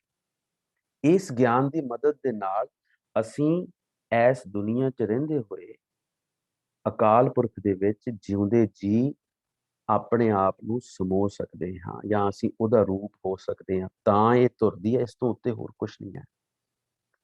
ਪਰ ਨਾਨਕ ਮਨਮੁਖੇ ਨਾ ਬੂਝੈ ਗਵਾਰ। ਉਹ ਮਨ ਦੇ ਪਿੱਛੇ ਲੱਗਿਆ, ਬਿਲਕੁਲ ਆਪੋਜ਼ਿਟ ਗੁਰਮੁਖ ਦਾ ਜਿੱਦਾਂ ਹੈ।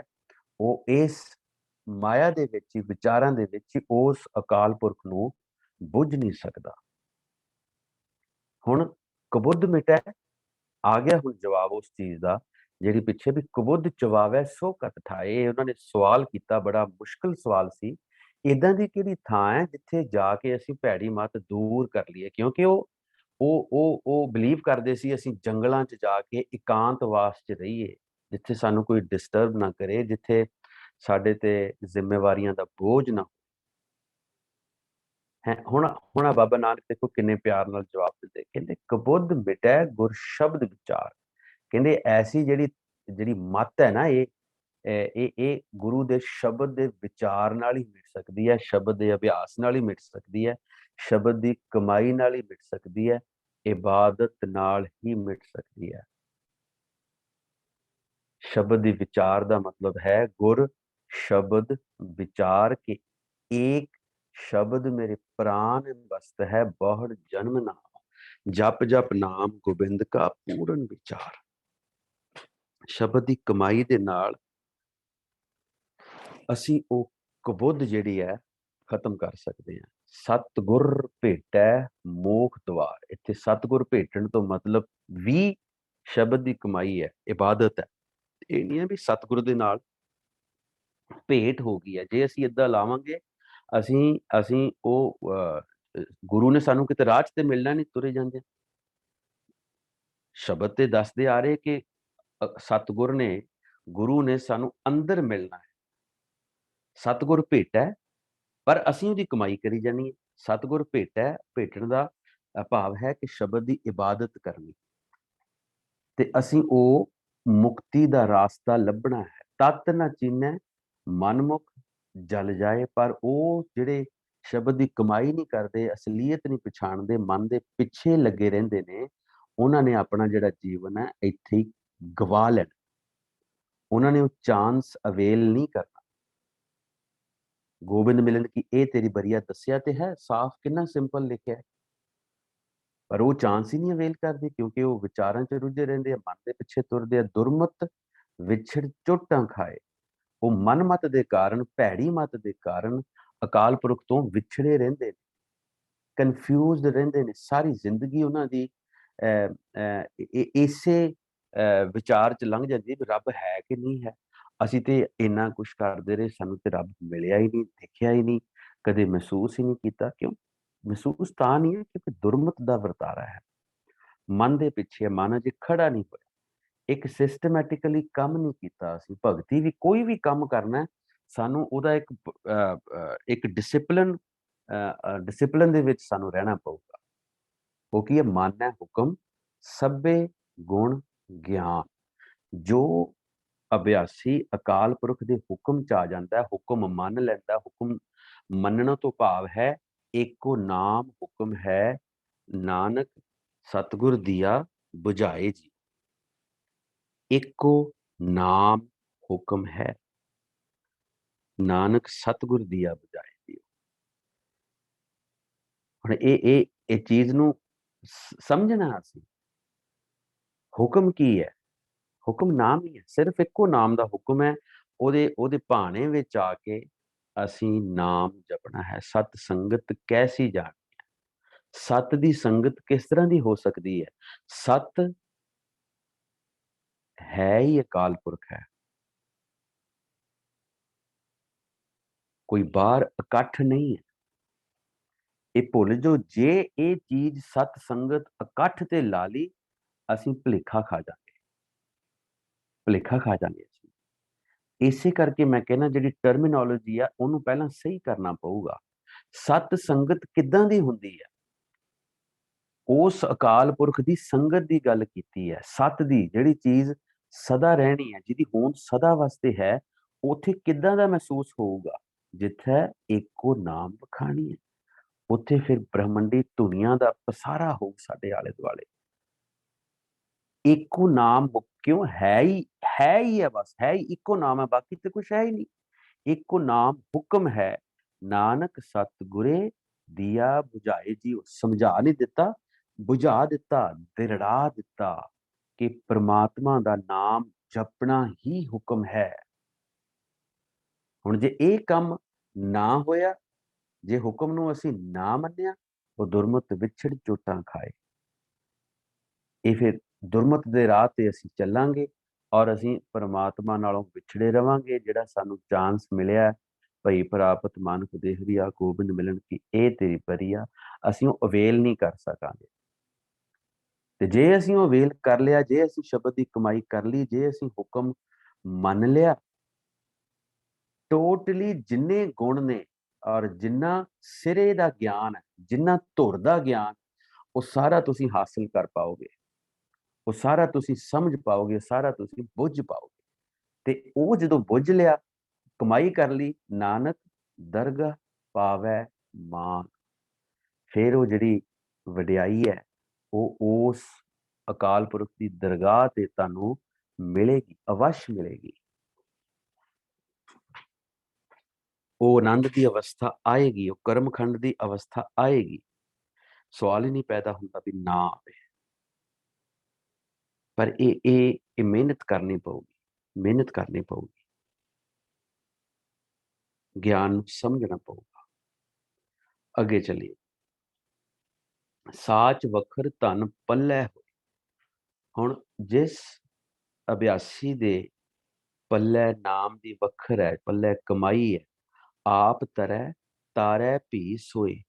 ਉਹ ਫਿਰ ਆਪ ਤੇ ਤਰਿਆ ਹੀ ਤਰਿਆ, ਐਸ ਭਵ ਸਾਗਰ ਤੋਂ ਉਹ ਆਪ ਤੇ ਲੰਘਿਆ ਹੀ ਲੰਘਿਆ, ਪਰ ਨਾਲ ਆਪਣੇ ਸੰਗੀ ਸਾਥੀ ਸਗਲ ਤਰਾਈ। ਜਿਹੜਾ ਉਸ ਦੇ ਸੰਪਰਕ ਚ ਆ ਗਿਆ, ਜਿਹੜਾ ਉਸ ਦੀਆਂ ਉਸਦੇ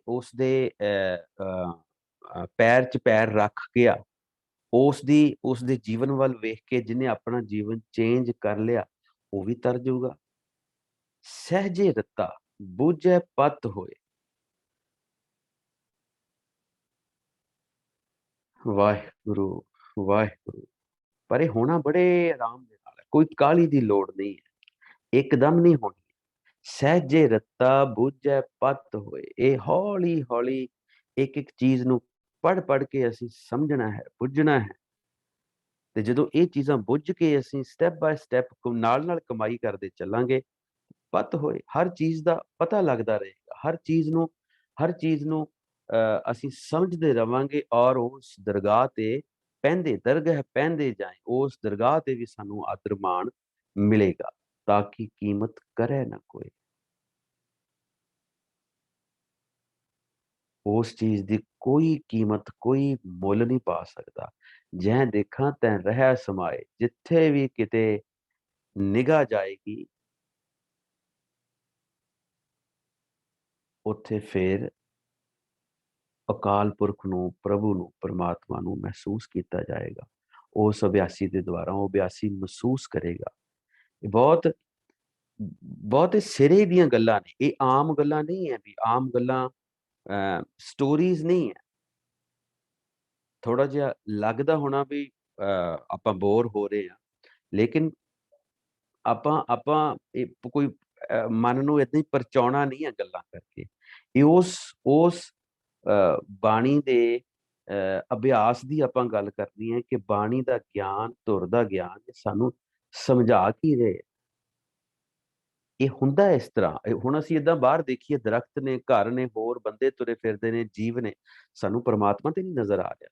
ਜਦੋਂ ਉਹ ਅਵਸਥਾ ਆ ਜਾਂਦੀ ਹੈ, ਕਿੰਨਾ ਖੇੜਾ ਹੋ, ਕਿੰਨਾ ਆਨੰਦ ਹੋ। ਹਰ ਜੀ ਦੇ ਵਿੱਚ, ਹਰ ਜੀਵਤ ਚੀਜ਼ ਦੇ ਵਿੱਚ ਆਪਾਂ ਉਹ ਕਰਤੇ ਪੁਰਖ ਦੀ ਹੋਂਦ ਨੂੰ ਮਹਿਸੂਸ ਕਰ ਰਹੇ ਹੋਵਾਂਗੇ। ਨਾਨਕ ਪਾਰ ਪਰੈ ਸੱਚ ਪਾਏ।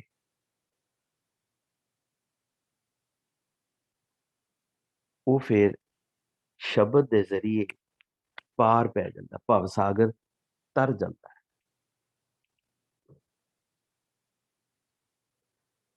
ਵਾਹਿਗੁਰੂ ਵਾਹਿਗੁਰੂ ਵਾਹਿਗੁਰੂ। ਇਹ ਹੋ ਗਿਆ ਜੀ ਅੰਕ ਨੰਬਰ 57, पदा 57। अगे चलिए नंबर 58 ते। सो शब्द का कहाँ वास कथिए ले, जित तरिए भव जल संसारो। कहते ਜਿਹੜੇ ਸ਼ਬਦ ਦੀ ਤੁਸੀਂ ਗੱਲ ਕਰ ਰਹੇ ਹੋ, ਉਹਦੇ ਬਾਰੇ ਸਾਨੂੰ ਜਰਾ ਦੱਸੋ ਵੀ ਉਹਦਾ ਟਿਕਾਣਾ ਕਿੱਥੇ ਆ, ਉਹ ਸ਼ਬਦ ਅਸਲ 'ਚ ਹੈ ਕਿੱਥੇ ਆ, ਜਿਹਦੀ ਮਦਦ ਦੇ ਨਾਲ ਅਸੀਂ ਇਸ ਭਵ ਸਾਗਰ ਤੋਂ ਤਰ ਸਕਦੇ ਹਾਂ, ਇਸ ਮਨੁੱਖਾ ਜਨਮ 'ਚ ਆ ਕੇ ਮਾਇਆ ਦੇ ਉੱਤੇ ਜਿੱਤ ਪ੍ਰਾਪਤ ਕਰ ਸਕਦੇ ਹਾਂ। ਇਹ ਸ਼ਬਦ ਦਾ ਟਿਕਾਣਾ ਕਿੱਥੇ ਹੈ? ਤ੍ਰੈ ਸਤ ਅੰਗੁਲ ਵਾਈ ਕਹੀਐ, ਤਿਸ ਕੋ ਕਵਨ ਆਧਾਰੋ। ਹੁਣ ਸਾਡੇ ਅੰਦਰ ਹਵਾ ਜਾਂਦੀ ਆਉਂਦੀ ਹੈ, ਤ੍ਰੈ ਤੇ ਸੱਤ, ਤ੍ਰੈ ਹੈ 3, ਸੱਤ ਹੈ ਨੰਬਰ 7, ਔਰ 7 ਤੇ 3 10। ਅੰਗੁਲ ਉਂਗਲਾਂ, ਵਾਈ ਕਹੀ ਹੈ, ਤਿਸ ਕੋ ਕਵਨ ਆਧਾਰੋ। ਕਹਿੰਦੇ ਜਿਹੜਾ ਤੁਸੀਂ ਸ਼ਬਦ ਦਾ ਅਭਿਆਸ ਦੱਸਦੇ ਹੋ, ਹਵਾ ਅੰਦਰ ਖਿੱਚਦੇ ਹੋ, ਛੱਡਦੇ ਹੋ, ਇਹ ਤੇ ਕਹਿੰਦੇ ਆ ਮੂੰਹ ਤੋਂ 10 ਉਂਗਲਾਂ ਗਾਂਹ ਜੇ ਜਾਈਏ ਅਸੀਂ, ਇੰਨਾ ਕੁ ਡਿਸਟੈਂਸ ਹੈ, ਭਾਵ ਜਿੰਨਾ ਕੁ 10 ਉਂਗਲਾਂ ਚੌੜੀਆਂ ਨੇ ਸਾਡੀਆਂ, ਇੰਨਾ ਕੁ ਡਿਸਟੈਂਸ ਹੈ ਕਿ ਜਿਹੜੀ ਹਵਾ ਅੰਦਰੋਂ ਨਿਕਲਦੀ ਹੈ, ਇਹ ਉੱਥੇ ਜਾ ਕੇ ਮੁੱਕ ਜਾਂਦੀ ਹੈ। ਇਹਦਾ ਕੀ ਬੇਸ ਹੈ ਯਾਰ? ਇਹ ਤਾਂ ਕਿ ਸਾਨੂੰ ਆਸਰਾ ਹੈ, ਕਿੱਦਾਂ ਦੀਆਂ ਗੱਲਾਂ ਕਰੀ ਜਾ ਰਹੇ, ਇਹਦਾ ਸਾਨੂੰ ਕੀ ਆਸਰਾ ਹੈ? ਬੋਲੇ ਖਿਲੇ ਅਸਥਿਰ ਹੋਵੇ, ਕਿਉਂ ਕਰ ਅਲਖ ਲਖਾਏ।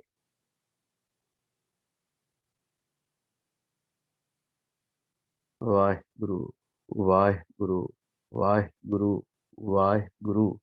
ਬੋਲੇ ਖੇਲੇ ਅਸਥਿਰ ਹੋਵੇ, ਕਿਉਂ ਕਰ ਅਲਖ ਲਖਾਏ। ਇਹ ਕਿਸ ਤਰ੍ਹਾਂ ਅਸੀਂ ਇਹ ਨਾਮ ਜਪ ਕੇ ਉਸ ਅਵਸਥਾ ਦੇ ਵਿੱਚ ਜਿਹੜੀਆਂ ਤੁਸੀਂ ਗੱਲਾਂ ਕਰ ਰਹੇ ਹੋ, ਕਿੱਦਾਂ ਉਸ ਅਵਸਥਾ ਦੇ ਵਿੱਚ ਆਪਾਂ ਉਸ ਅਵਸਥਾ ਨੂੰ ਮਹਿਸੂਸ ਕਰ ਸਕਦੇ ਹਾਂ? ਕਿਵੇਂ ਉਸ ਅਕਾਲ ਪੁਰਖ ਨੂੰ ਦੇਖਿਆ ਜਾ ਸਕਦਾ, ਜਿਹਨੂੰ ਤੁਸੀਂ ਦੇਹ ਚ ਹੀ ਨਹੀਂ ਮੰਨਦੇ, ਜਿਹਦਾ ਕੋਈ ਸਰੂਪ ਹੀ ਤੁਸੀਂ ਮੰਨਦੇ ਨਹੀਂ, ਜਿਹਨੂੰ ਹਰ ਸਰੂਪ ਚ ਤੁਸੀਂ ਕਹੀ ਜਾ ਰਹੇ ਹੋ ਕਿ ਉਹ ਮੌਜੂਦ ਹੈ। ਸੁਣ ਸੁਆਮੀ ਸੱਚ ਨਾਨਕ ਪ੍ਰਣਵੈ, ਆਪਣੇ ਮਨ ਸਮਝਾਏ। ਜੋਗੀਆਂ ਨੇ ਪੁੱਛਿਆ ਵੀ ਸਵਾਮੀ, ਸਵਾਮੀ ਕਿਹਾ। ਗੁਰੂ ਨਾਨਕ ਦੀ ਅਵਸਥਾ ਵੱਲ ਦੇਖ ਕੇ, ਉਹਨਾਂ ਦੀਆਂ ਗੱਲਾਂ ਦੇਖ ਕੇ ਉਹਨਾਂ ਨੂੰ ਸਵਾਮੀ ਕਹਿਤਾ। ਉਹਨਾਂ ਨੇ ਢਹਿ ਪਏ, ਇਹਦਾ ਮਤਲਬ ਉਹਨਾਂ ਦੇ ਅੱਗੇ। ਕਹਿੰਦੇ ਉਸ ਪਰਮਾਤਮਾ ਦੀ ਗੱਲ ਸੁਣ ਕੇ ਬੰਦਾ ਆਪਣੇ ਮਨ ਨੂੰ ਕਿਵੇਂ ਉਸ ਅਕਾਲ ਪੁਰਖ ਦੀ ਮੱਤ ਦੇ ਨਾਲ ਜੋੜ ਸਕਦਾ ਹੈ, ਕਿਵੇਂ ਮਨ ਨੂੰ ਸਮਝਾ ਸਕਦਾ ਹੈ। ਆਓ ਗੁਰਮੁਖ ਸ਼ਬਦੇ ਸੱਚੇ ਲਿਵ ਲਾਗੇ। ਕਹਿੰਦੇ ਆ ਇੱਕ ਮੇਰਾ ਸਿਸਟਮ ਹੈ, ਜਿਹੜੇ ਸਿਸਟਮ 'ਚ ਮੈਂ ਆਪ ਚੱਲਦਾ, ਇੱਕ ਮੇਰਾ ਡਿਸਿਪਲਿਨ ਹੈ, ਕਰ ਨਦਰੀ ਮੇਲ ਮਿਲਾਏ। ਪਰ ਕਹਿੰਦੇ ਉਸ ਸਿਸਟਮ ਦੇ ਵਿੱਚ ਚੱਲਿਆਂ ਵੀ ਕਹਾਣੀ ਖਤਮ ਨਹੀਂ ਹੁੰਦੀ। ਕਹਾਣੀ ਖਤਮ ਹੁੰਦੀ ਹੈ ਉਸ ਅਕਾਲ ਪੁਰਖ ਦੀ ਨਦਰ ਦੇ ਉੱਤੇ। ਉਸ ਸਿਸਟਮ ਦੇ ਵਿੱਚ ਚੱਲਿਆਂ ਮੈਂ ਆਪਣੀ ਜਿਹੜੀ ਲਿਵ ਹੈ ਉਸ ਸੱਚੇ ਅਕਾਲ ਪੁਰਖ ਦੇ ਵਿੱਚ ਜੋੜਦਾ। ਪਰ ਇਹ ਅਕਾਲ ਪੁਰਖ ਦੀ ਮਰਜ਼ੀ ਹੈ, ਉਹ ਮੇਲ ਮਿਲਾਏ ਭਾਵੇਂ ਨਾ ਮਿਲਾਏ, ਮਿਲਾਏ ਭਾਵੇਂ ਅੱਜ ਮਿਲਾਏ ਭਾਵੇਂ ਕੱਲ ਮਿਲਾਏ। ਲੇਕਿਨ ਹਾਂ, ਇਹ ਗੱਲ ਸੱਤ ਹੈ ਕਿ ਰਿਜ਼ਲਟਸ ਸਾਨੂੰ ਮਿਲਣੇ ਸ਼ੁਰੂ ਹੋ ਜਾਂਦੇ ਆ। ਰਿਜ਼ਲਟਸ ਸਾਨੂੰ ਬਹੁਤ ਛੇਤੀ ਮਿਲਣੇ ਸ਼ੁਰੂ ਹੋ ਜਾਂਦੇ ਆ ਜਦੋਂ ਅਸੀਂ ਨਾਮ ਦੀ ਕਮਾਈ ਕਰਦੇ ਹਾਂ। ਨਾਮ ਦੀ ਕਮਾਈ ਦਾ ਇਹ ਨਹੀਂ ਹੈ ਕਿ ਬਈ ਬਈ ਅਸੀਂ ਬਾਕੀ ਆਪਣੇ ਜੀਵਨ 'ਚ ਹੋਰ ਕੋਈ ਚੇਂਜ ਨਾ ਲੈ ਕੇ ਆਈਏ। ਅਸੀਂ ਆਪਣਾ ਆਪ ਬਈ ਸਾਨੂੰ ਸਾਡਾ ਜਿਹੜਾ ਗੁੱਸਾ ਹੈ, ਸਾਡਾ ਜਿਹੜਾ ਕਾਮ ਹੈ, ਸਾਡਾ ਜਿਹੜਾ ਲੋਭ, ਇਹ ਆਪਣੇ ਆਪ ਦੂਰ ਹੋਈ ਜਾਊਗਾ। ਇਹ ਸਾਨੂੰ ਅਸੀਂ ਕੋਸ਼ਿਸ਼ ਵੀ ਕਰਨੀ ਆ, ਅਸੀਂ ਸਮਝਣਾ ਹੈ। ਸਰ ਅਪਸਰ ਕੀ ਸਾਰ ਨਾ ਜਾਣਾ ਹੈ। ਆਪਾਂ ਇਹ ਕੰਮ ਕਰਦੇ ਨਹੀਂ, ਲੇਕਿਨ ਇਹ ਚੰਗੇ ਮੰਦੇ ਦਾ ਪਤਾ ਅਸੀਂ ਲਾਉਣਾ ਹੈ ਕਿ ਸਾਡੇ ਲਈ। ਆਪਾਂ ਹੁਣ ਦੇਖਦੇ ਹਾਂ ਕਿ ਆਪਾਂ ਬੱਚੇ ਨੂੰ ਬਾਹਰ ਨਹੀਂ ਜਾਣ ਦਿੰਦੇ ਇਕੱਲੇ ਨੂੰ, ਵੀ ਨਹੀਂ ਵੀ ਸੜਕ ਤੇ ਨਹੀਂ ਜਾਣਾ, ਨਹੀਂ ਵੀ ਗਾਂ ਦੂਰ ਨਹੀਂ ਜਾਣਾ ਘਰ ਤੋਂ। ਸਾਨੂੰ ਪਤਾ ਨਾ ਇਸ ਗੱਲ ਦਾ। ਏਦਾਂ ਅਸੀਂ ਆਪਣੇ ਮਨ ਨੂੰ ਕਿਉਂ ਨਹੀਂ ਸਮਝਾਉਂਦੇ ਵੀ ਬਾਹਰ ਨਹੀਂ ਜਾਣ ਦੇਣਾ? ਮਨ ਨੂੰ ਕਿਉਂ ਨਹੀਂ ਸਮਝਾਉਂਦੇ? ਅਸੀਂ ਨਹੀਂ ਸਮਝਾਉਂਦੇ, ਅਸੀਂ ਸਮਝਣਾ ਚਾਹੁੰਦੇ ਨਹੀਂ। ਤਾਂ ਕਰਕੇ ਇਸ ਕਾਰਜ ਨੂੰ ਔਖਾ ਅਸੀਂ ਕਿਹਾ। ਅਸੀਂ ਦੁਨਿਆਵੀ ਗੱਲਾਂ ਬਥੇਰੀਆਂ ਕਰਦੇ ਹਾਂ, ਲੇਕਿਨ ਅਸੀਂ ਮਨ ਬੱਚੇ ਨੂੰ ਕਦੇ ਨਹੀਂ ਸਮਝਾਇਆ ਵੀ ਭਾਈ ਬਾਹਰ ਨਹੀਂ ਜਾਣਾ, ਆਪਣੇ ਆਪਣੇ ਘਰ 'ਚ ਰਹਿਣਾ। ਕਿਸ ਤਰ੍ਹਾਂ? ਗੁਰਮੁਖੀ ਸ਼ਬਦੇ ਸੱਚੇ ਲਿਵ ਲਾਗੈ, ਕਰ ਨਦਰੀ ਮੇਲ ਮਿਲਾਏ। ਤੂੰ ਇੱਕ ਵਾਰੀ ਗੁਰੂ ਦੇ ਥਰੂ ਤੇ ਹੋ, ਤੂੰ ਇੱਕ ਅਕਾਲ ਪੁਰਖ ਤੇ ਭਰੋਸਾ ਤੇ ਕਰ, ਇੱਕ ਅਕਾਲ ਪੁਰਖ ਨੂੰ ਪਿਆਰ ਤੇ ਕਰ, ਇੱਕ ਅਕਾਲ ਪੁਰਖ ਤੋਂ ਦੀਖਿਅਤ ਤੇ ਹੋ, ਕਮਿਟਡ ਤੇ ਹੋ, ਔਰ ਇੱਕ ਅਕਾਲ ਪੁਰਖ ਦੇ ਨਾਮ ਦਾ ਅਭਿਆਸ ਤੇ ਕਰ। ਦੇਖ ਉਹਦੀ ਕਿਰਪਾ ਹੁੰਦੀ। ਆਪੇ ਦਾਨਾ ਆਪੇ ਬੀਨਾ, ਪੂਰੇ ਪੂਰੇ ਭਾਗ ਸਮਾਏ। ਕਿਉਂਕਿ ਉਹ ਅਕਾਲ ਪੁਰਖ ਆਪ ਹੀ ਜਾਣਦਾ, ਆਪ ਹੀ ਉਹ ਪਛਾਣਦਾ ਹੈ। ਤੇ ਜਦੋਂ ਪੂਰਾ ਭਾਗ ਬਣਦਾ ਹੈ, ਉਹ ਅਭਿਆਸੀ ਗੁਰਮੁਖ ਸਿਸਟਮ ਦੇ ਜ਼ਰੀਏ ਉਸ ਅਕਾਲ ਪੁਰਖ ਦੇ ਵਿੱਚ ਸਮਾ ਜਾਂਦਾ ਹੈ, ਜਿਹੜਾ ਆਪੇ ਦਾਨਾ ਆਪੇ ਬੀਨਾ। ਤੇ ਜਦੋਂ ਸਾਡਾ ਪੂਰਾ ਭਾਗ ਬਣਦਾ ਹੈ, ਉਹਦੀ ਹੋਂਦ ਦਾ ਸਾਨੂੰ ਪਤਾ ਲੱਗਦਾ ਹੈ। ਉਹ ਪ੍ਰਗਟ ਹੋ ਜਾਂਦਾ ਸਾਡੇ ਅੰਦਰ ਹੀ। ਬਾਹਰ ਜਾਣ ਦੀ ਲੋੜ ਨਹੀਂ ਹੈ ਕਿਤੇ, ਬਾਹਰ ਲੱਭਣ ਦੀ ਲੋੜ ਨਹੀਂ ਹੈ ਕਿਤੇ। ਸੋ ਸ਼ਬਦ ਕੋ ਨਿਰੰਤਰ ਵਾਸ ਅਲਖੰਗ, ਜੈ ਦੇਖਾਂ ਤੈ ਸੋਈ। ਹੁਣ ਜਿਸ ਸ਼ਬਦ ਦਾ ਅੰਦਰ ਨਿਰੰਤਰ ਚੱਲਣਾ ਆਰੰਭ ਹੋ ਗਿਆ, ਨਿਰੰਤਰ ਉਸ ਸ਼ਬਦ ਦੀ ਕਮਾਈ ਆਰੰਭ ਹੋ ਗਈ, ਜੈ ਦੇਖਾਂ ਤੈ ਸੋਈ। ਕਿੰਨੀ ਵੱਡੀ ਗੱਲ ਹੈ। ਕਹਿੰਦੇ ਜਿੱਥੇ ਦੇਖਾਂ ਉਹ ਅਕਾਲ ਪੁਰਖ ਮੌਜੂਦ ਹੈ। ਪਵਨ ਕਾ ਵਾਸਾ ਸੁਨ ਨਿਵਾਸਾ, ਅਕਲ ਕਲਾ ਧਰ ਸੋਈ। ਜਿਵੇਂ ਉਸ ਸਥਿਰ ਪ੍ਰਭੂ ਦਾ ਵਾਸ ਹਰ ਥਾਂ ਤੇ ਹੈ, ਉਹ ਸ਼ਬਦ ਵੀ ਹਰ ਥਾਂ ਤੇ ਹੈ। ਸ਼ਬਦ ਵੀ ਹਰ ਥਾਂ ਤੇ ਹੈ। ਪ੍ਰਭੂ ਦੀ ਸਿਫਤ ਤੇ ਪ੍ਰਭੂ ਇੱਕ ਹੀ ਹਨ। ਗੁਰੂ ਰਾਮਦਾਸ ਪਾਤਸ਼ਾਹ ਨੇ ਬੜਾ ਸੋਹਣਾ ਇੱਕੋ ਲਾਈਨ ਚ ਕਲੀਅਰ ਕਰਤਾ। ਕਹਿੰਦੇ ਸਤਿਗੁਰ ਬਚਨ, ਬਚਨ ਹੈ ਸਤਿਗੁਰ। डिक्लेयर करता अकाल पुरख कोई देह नहीं है, अकाल पुरख कोई रोशनी नहीं है, अकाल पुरख कोई कोई वस्तु नहीं है। अकाल पुरख है ही ਉਹ ਸ਼ਬਦ ਹੈ, ਜਿਸ ਸ਼ਬਦ ਦੀ ਅਸੀਂ ਧੁਨ ਦੇ ਵਿੱਚ ਜਾਣਾ ਹੈ, ਉਹਨੂੰ ਹਲੇ ਜਪਦੇ ਹਾਂ, ਸੁਣਦੇ ਹਾਂ, ਹਿਰਦੇ ਨਾਲ ਧਿਆਵਾਂਗੇ, ਕਮਾਈ ਕਰਾਂਗੇ ਅੰਦਰ ਅੰਦਰ ਉਸ ਸ਼ਬਦ ਦੇ ਬਾਰੇ, ਧੁਨੀ ਦੇ ਬਾਰੇ, ਅਕਾਲ ਪੁਰਖ ਦੇ ਬਾਰੇ, ਪ੍ਰਭੂ ਦੇ ਬਾਰੇ। ਸਾਨੂੰ ਇਸ ਸ਼ਬਦ ਦੇ ਬਾਰੇ ਨਾਲ ਹੀ शब्द की मदद के नाल ही पता लगना शुरू हो जाना। पवन का वासा सुन निवासा, अकल कला धर सोई, नदर करे शब्द घट मैं वसै, विचों भरम गवाए। तन मन निर्मल, निर्मल बाणी, नामो मन वसाए। ਉਹੀ ਗੱਲਾਂ ਨੇ, ਸੇਮ ਗੱਲਾਂ ਨੇ, ਉਹ ਇੰਨੀ ਵੈਰਾਈਟੀ ਦੇ ਨਾਲ ਔਰ ਇੰਨੇ ਭਰਪੂਰ ਸ਼ਬਦਾਂ ਦੇ ਨਾਲ, ਭਰਪੂਰ ਗਿਆਨ ਦੇ ਨਾਲ ਬਾਬੇ ਨਾਨਕ ਨੇ ਐਕਸਪਲੇਨ ਕੀਤੀਆਂ ਨੇ, ਕਿਉਂਕਿ ਉਹ 1 2 10 20 ਵਾਰ ਦੇ ਵਿੱਚ ਦ੍ਰਿੜ ਨਹੀਂ ਹੁੰਦੀਆਂ।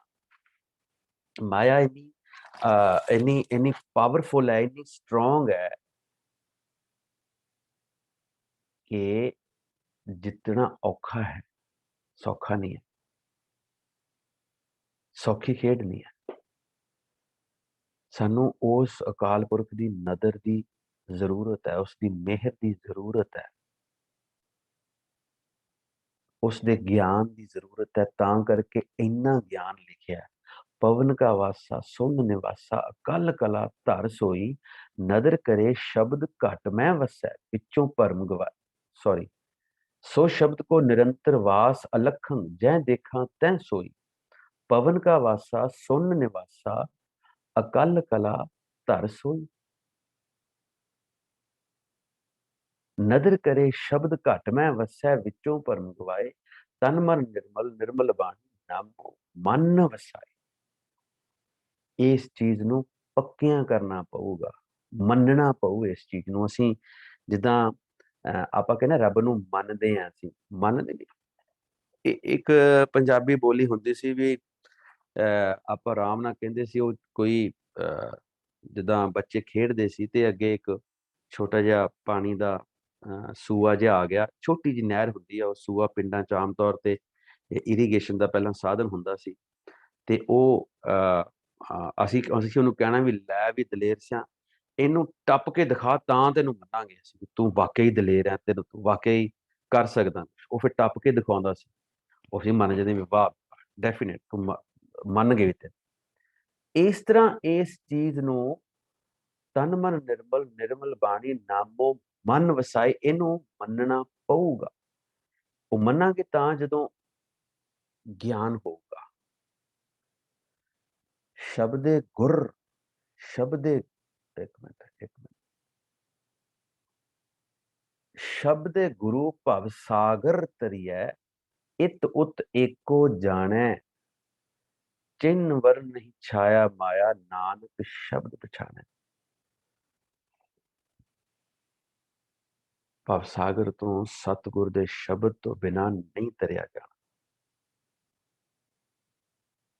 ਇੱਥੇ ਲੋਕ ਪਰਲੋਕ ਵਿੱਚ ਸਭ ਇਹ ਸ਼ਬਦ ਹੀ ਵਿਆਪਕ ਹੈ। ਉਸ ਸ਼ਬਦ ਦੇ ਨਾਲ ਹੀ ਅਸੀਂ ਕਰਤੇ ਪੁਰਖ ਦੀ ਹੋਂਦ ਨੂੰ ਮੰਨ ਸਕਦੇ ਹਾਂ। ਚਿੰਨ ਵਰ ਨਹੀਂ ਛਾਇਆ ਮਾਇਆ, ਨਾਨਕ ਸ਼ਬਦ ਪਛਾਣਾ ਹੈ। ਉਹ ਜਿਹਦਾ ਕੋਈ ਚਿੰਨ ਨਹੀਂ ਹੈ, ਜਿਹਦਾ ਕੋਈ ਨਿਸ਼ਾਨ ਥੋ ਪਤਾ ਹੀ ਨਹੀਂ ਹੈ, ਉਹਨੂੰ ਅਸੀਂ ਸ਼ਬਦ ਦੇ ਜ਼ਰੀਏ ਜਪ ਜਪ ਕੇ ਹੀ ਜਾਣ ਸਕਦੇ ਹਾਂ। ਸ਼ਬਦ ਪਛਾਣਾ ਤੋਂ ਭਾਵ ਇਬਾਦਤ ਹੈ, ਹੋਰ ਕੋਈ ਪਛਾਨਣਾ ਨਹੀਂ ਹੈ।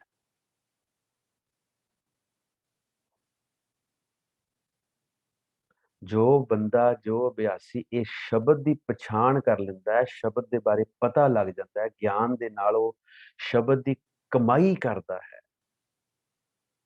ਫਿਰ ਉਹ ਕਿਤੇ ਜਾ ਕੇ ਮਾਇਆ ਦੇ ਪ੍ਰਭਾਵ ਤੋਂ ਲਾਂਭੇ ਹੁੰਦਾ ਹੈ। ਫਿਰ ਉਹਦੀ ਕੋਈ ਆਪਣੀ ਹੋਂਦ ਨਹੀਂ ਰਹਿ ਜਾਂਦੀ, ਆਪਣਾ ਆਪ ਬਿਲਕੁਲ ਉਹ ਖਤਮ ਕਰ ਦਿੰਦਾ ਹੈ। ਮੈਂ ਖਤਮ ਹੋ ਜਾਂਦੀ।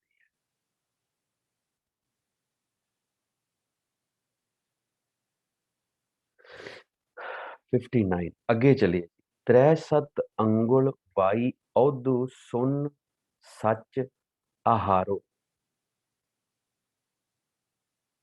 ਉਹ ਕਹਿੰਦੇ ਜੋਗੀ ਜਿਹੜਾ 10 ਉਂਗਲ ਦਾ ਤੂੰ ਮੈਨੂੰ ਦੱਸ ਰਿਹਾ ਨਾ, ਇਹ ਸਵਾਸ ਸਵਾਸ ਨਾਮ ਜਪਣਾ ਹੀ ਮੇਰਾ ਆਹਾਰ ਹੈ। ਇਹ ਜਿਹੜੀ ਹਵਾ ਵਾਈ, ਜਿਹੜੀ ਹਵਾ ਦੀ ਤੂੰ ਗੱਲ ਕਰ ਰਿਹਾ, ਔਧੂ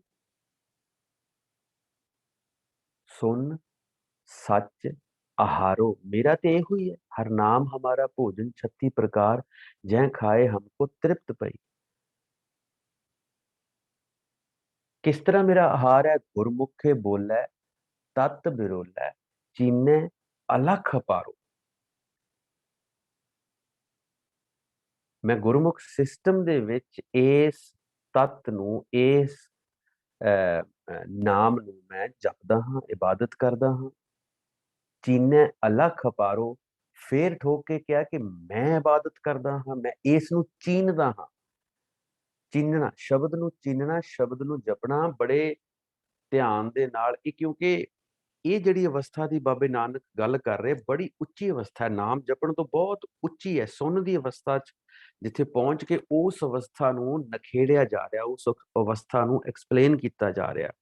ਆਹਾਰ ਦੀ ਸਾਨੂੰ ਲੋੜ ਹੋਏਗੀ ਕਿਸੇ ਹੱਦ ਤੱਕ, ਲੇਕਿਨ ਜਿਹੜੀ ਸੁਣਨ ਅਵਸਥਾ 'ਚ ਜਾ ਕੇ ਹੈ, ਉੱਥੇ ਫਿਰ ਆਹਾਰ ਘਟ ਜਾਂਦਾ ਹੈ।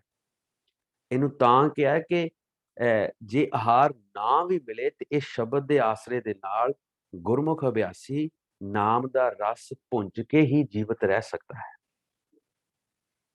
ਸੁਣਨ ਦੀ ਅਵਸਥਾ 'ਚ ਹੈ, ਪਰ ਇਹਨੂੰ ਕਹਿਣਾ ਪਊਗਾ, ਇੱਕ ਗੁਰਮੁਖ ਸਿਸਟਮ ਦੇ ਅੰਦਰ ਆ ਕੇ ਇਸ ਨਾਮ ਦਾ ਅਭਿਆਸ ਕਰਨਾ ਪਊਗਾ। ਤ੍ਰੈਗੁਣ ਮਿਟੈ ਸ਼ਬਦ ਵਸਾਏ, ਤਾਂ ਮਨ ਚੁਕੈ ਅਹੰਕਾਰੋ। ਗੁਰਮੁਖ ਬੋਲੇ ਤਤ ਬਿਰੋਲੇ, ਚੀਨੈ ਲਖ ਪਾਰੋ। ਤ੍ਰੈਗੁਣ ਮਿਟੈ ਸ਼ਬਦ ਵਸਾਏ, ਤਾਂ ਮਨ ਚੁਕੈ ਅਹੰਕਾਰੋ।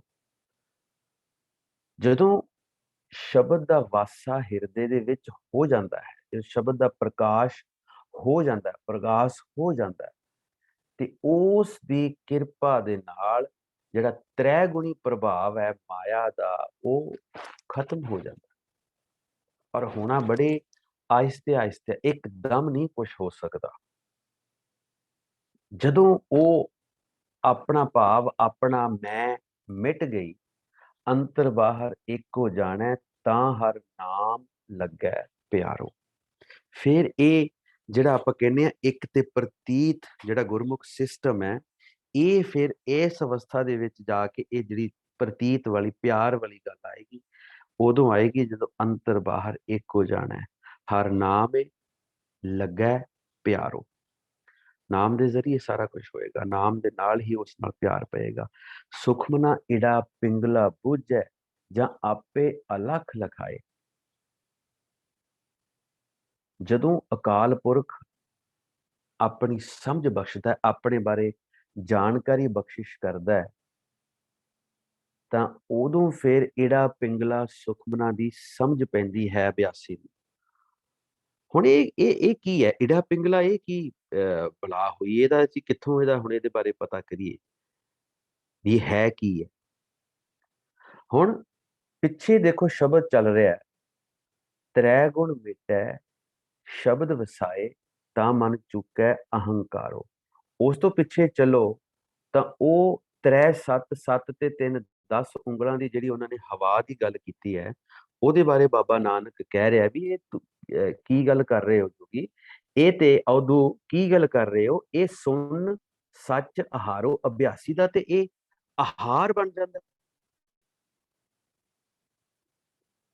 ਅਭਿਆਸੀ ਦਾ ਤੇ ਇਹ ਆਹਾਰ ਹੈ। ਅਭਿਆਸੀ ਤੇ ਇਸ ਤੋਂ ਬਿਨਾਂ ਰਹਿ ਹੀ ਨਹੀਂ ਸਕਦਾ। ਹੁਣ ਇਹ ਅੱਗੇ ਜਿਹੜਾ ਜ਼ਿਕਰ ਆ ਰਿਹਾ, ਗੁਰਮੁਖੇ ਬੋਲੇ ਤਤ ਬਿਰੋਲੇ, ਚੀਨੇ ਅਲਖ ਪਾਰੋ। ਤ੍ਰੈ ਗੁਣ ਮੇਟੈ ਸ਼ਬਦ ਵਸਾਏ, ਤਾਂ ਮਨ ਚੁਕੈ ਅਹੰਕਾਰੋ। ਅੰਤਰ ਬਾਹਰ ਇੱਕ ਹੋ ਜਾਣੈ, ਤਾਂ ਹਰ ਨਾਮ ਲੱਗੈ ਪਿਆਰੋ। ਇਹਨਾਂ ਸਾਰੀਆਂ ਗੱਲਾਂ ਦੇ ਜਾਣਨ ਤੋਂ ਬਾਅਦ ਸੁਖਮਨਾ ਇੜਾ ਪਿੰਗਲਾ ਪੂਜੈ। ਹੁਣ ਇਹ ਜੋਗੀਆਂ ਦਾ ਕੰਮ ਸੀ, ਸਾਡਾ ਕੋਈ ਇਹਦੇ ਨਾਲ ਸੰਬੰਧ ਨਹੀਂ ਹੈ। ਸਾਡਾ ਸਾਰਾ ਸੰਬੰਧ ਸਾਡਾ ਸ਼ਬਦ ਦੇ ਅਭਿਆਸ ਨਾਲ ਹੈ, ਸ਼ਬਦ ਦੇ ਅਭਿਆਸ ਨਾਲ। ਸਾਡਾ ਉਸ ਤੋਂ ਜਿਹੜਾ ਇੜਾ ਪਿੰਗਲਾ, ਨਾੜਾਂ ਖਿੱਚਣੀਆਂ, ਜੋ ਇਹ ਪ੍ਰਾਣ ਨੂੰ ਖਿੱਚਣਾ ਜਾਂ ਸਾਰਾ ਇਹ, ਹੁਣ ਇਸ ਚੀਜ਼ ਨੂੰ ਬਹੁਤਾ ਇਹਦੇ ਡੀਪ ਜਾਣ ਦੀ ਲੋੜ ਨਹੀਂ ਹੈ। ਇਹ ਇੱਕ ਨਾਸ ਦੇ ਵਿੱਚੋਂ ਜਿਹੜਾ ਸਾਹ ਆਉਂਦਾ ਹੈ ਔਰ ਦੂਸਰੀ ਨਾਸ ਦੇ ਵਿੱਚੋਂ ਅਸੀਂ ਛੱਡਦੇ ਹਾਂ, ਤਾਂ ਉਹ ਦੇਖਾਂਗੇ, ਸਾਨੂੰ ਪਤਾ ਲੱਗੂ ਕਿ ਇਕੁਅਲ ਹਵਾ ਨਹੀਂ ਅਸੀਂ ਛੱਡਦੇ ਅੰਦਰ ਖਿੱਚਦੇ ਬਰਾਬਰ, ਉਹ ਬਰਾਬਰ ਨਹੀਂ ਹੈ। ਉਸ ਚੀਜ਼ ਦੇ ਨਾਲ ਸਾਡਾ ਜਿਹੜਾ ਸੰਤੁਲਨ ਹੈ ਬੋਡੀ ਦਾ, ਉਹ ਵਿਗੜਿਆ ਜਾ ਰਹਿੰਦਾ। ਅਸੀਂ ਵਿਚਾਰਾਂ 'ਚ ਰਹਿੰਦੇ ਹਾਂ। ਸੋ ਇਹ ਵੀ ਇੱਕ ਅਭਿਆਸ ਹੈ ਕਿ ਇਹ ਜਿਹੜੀ ਹਵਾ ਹੈ, ਇਹ ਬਿਲਕੁਲ ਦੋਨਾਂ ਪਾਸਿਆਂ ਤੋਂ ਇਕੁਅਲੀ ਅੰਦਰ ਜਾਂਦੀ ਹੈ ਔਰ ਇਕੁਅਲੀ ਬਾਹਰ ਆ ਜਾਂਦੀ ਹੈ। ਇਹ ਬੜੇ ਅਭਿਆਸ ਦੇ ਨਾਲ ਬਣਦੀ ਹੈ, ਪਰ ਅਸੀਂ ਇਹਦੇ ਵਿੱਚ ਨਹੀਂ ਜਾਣਾ। ਇਹੜਾ ਸੁਖਮਨਾ ਇਹੜਾ ਪਿੰਗਲਾ ਬੂਝੈ, ਜਾਂ ਆਪੇ ਅਲਖ ਲਖਾਏ। ਜੇ ਸ਼ਬਦ ਦੀ ਕਮਾਈ ਹੋਏਗੀ, ਇਹਨਾਂ ਚੀਜ਼ਾਂ ਦੀ ਸੂਝ-ਬੂਝ, ਇਹ ਪ੍ਰੈਕਟਿਸ ਨਾਲ, ਫਿਰ ਜਦੋਂ ਆਪਣੀ ਪ੍ਰੈਕਟਿਸ ਹੋਏਗੀ ਇਸ ਚੀਜ਼ ਨੂੰ, ਤਾਂ ਫਿਰ ਅਭਿਆਸੀ ਮੰਨੇਗਾ। ਇਹ ਬਿਲਕੁਲ ਸਮ ਕਰਨਾ ਹੈ। ਇਸ ਇੱਕ ਕੰਡੀਸ਼ਨ ਪਤਾ ਲੱਗਦੀ ਹੈ ਕਿ ਅਸੀਂ ਕਿੰਨਾ ਕੁ ਨਾਮ ਅਭਿਆਸ ਕੀਤਾ ਔਰ ਅਸੀਂ ਕਿੱਥੇ ਤੱਕ ਪਹੁੰਚੇ ਹਾਂ। ਇਹ ਜਦੋਂ ਸੁਖਮਨਾ ਇੜਾ ਪਿੰਗਲਾ, ਇਹ ਜਿਹੜੀਆਂ ਬਿਲਕੁਲ ਸਾਹ ਅਸੀਂ ਲੈਂਦੇ ਹਾਂ, ਇਹ ਅੰਦਰ ਬਾਹਰ ਬਿਲਕੁਲ ਹਵਾ ਬਰਾਬਰ ਹੋ ਜਾਏਗੀ। ਉਸ ਤੋਂ ਬਾਅਦ ਇਹਦਾ ਆਪਾਂ ਇੱਕ ਵੱਖਰੇ ਟੌਪਿਕ ਦੇ ਵਿੱਚ ਜ਼ਿਕਰ ਕਰਾਂਗੇ। ਲੇਕਿਨ ਇਹਦੇ ਨਾਲ ਸਾਡਾ ਸੰਬੰਧ ਕੋਈ ਨਹੀਂ ਹੈ ਵੀ ਅਸੀਂ ਇਹਨੂੰ ਜਾਣਨਾ ਹੀ ਜਾਣਨਾ ਹੈ ਜਾਂ ਇਹ ਕਰਨਾ ਹੀ ਕਰਨਾ ਹੈ। ਅਸੀਂ ਨਾਮ ਅਭਿਆਸ ਕਰਨਾ। ਨਾਮ ਅਭਿਆਸ ਕਰਦੇ ਕਰਦੇ ਇਹ ਚੀਜ਼ਾਂ ਆਪੇ ਵਰਤ ਜਾਂਦੀਆਂ। ਕਿਉਂ? ਨਾਨਕ ਤਿਉ ਤੇ ਉੱਪਰੇ ਸਾਚਾ ਸਤਿਗੁਰ ਸ਼ਬਦ ਸਮਾਏ। ਬੜੇ ਬੜੇ ਕਥਾਕਾਰ ਇਹਦਾ ਬੜਾ ਬੜਾ ਐਕਸਪਲੇਨੇਸ਼ਨਸ ਕੀਤੀਆਂ ਨੇ। ਮਸਕੀਨ ਜੀ ਨੇ ਜਾਂ ਹੋਰ ਕਿੰਨੇ ਕਥਾਵਾਚਕ ਨੇ, ਉਹਨਾਂ ਨੇ ਇਹ ਸੁਖਮਨਾ ਇੜਾ ਪਿੰਗਲਾ ਇਹਦੇ ਬਾਰੇ ਸਾਰਾ ਕੁਝ ਦੱਸਿਆ। ਇਹ ਜੋਗੀਆਂ ਦਾ ਮਤ ਸੀ, ਸਾਡਾ ਮਤ ਨਹੀਂ। ਸਾਡਾ ਸਿਰਫ ਤੇ ਸਿਰਫ ਕੇਵਲ ਨਾਮ ਜਪੋ ਰੇ ਪ੍ਰਾਣੀ, ਛੋਡੋ ਮਨ ਕੇ ਭਰਮਾ। ਅਸੀਂ ਸਿਰਫ ਭਰਮਾਂ ਚੋਂ ਨਿਕਲਣਾ ਹੈ ਔਰ ਅਸੀਂ ਸਿਰਫ ਸ਼ਬਦ ਦਾ ਅਭਿਆਸ ਕਰਨਾ ਹੈ। ਇਹੀ ਸਾਨੂੰ ਇੱਕੋ ਹੁਕਮ ਬਾਬੇ ਨਾਨਕ ਨੇ ਦ੍ਰਿੜਾਇਆ ਹੈ, ਕੇਵਲ ਤੇ ਕੇਵਲ ਸ਼ਬਦ ਦਾ ਅਭਿਆਸ, ਨਾਮ ਦਾ ਅਭਿਆਸ।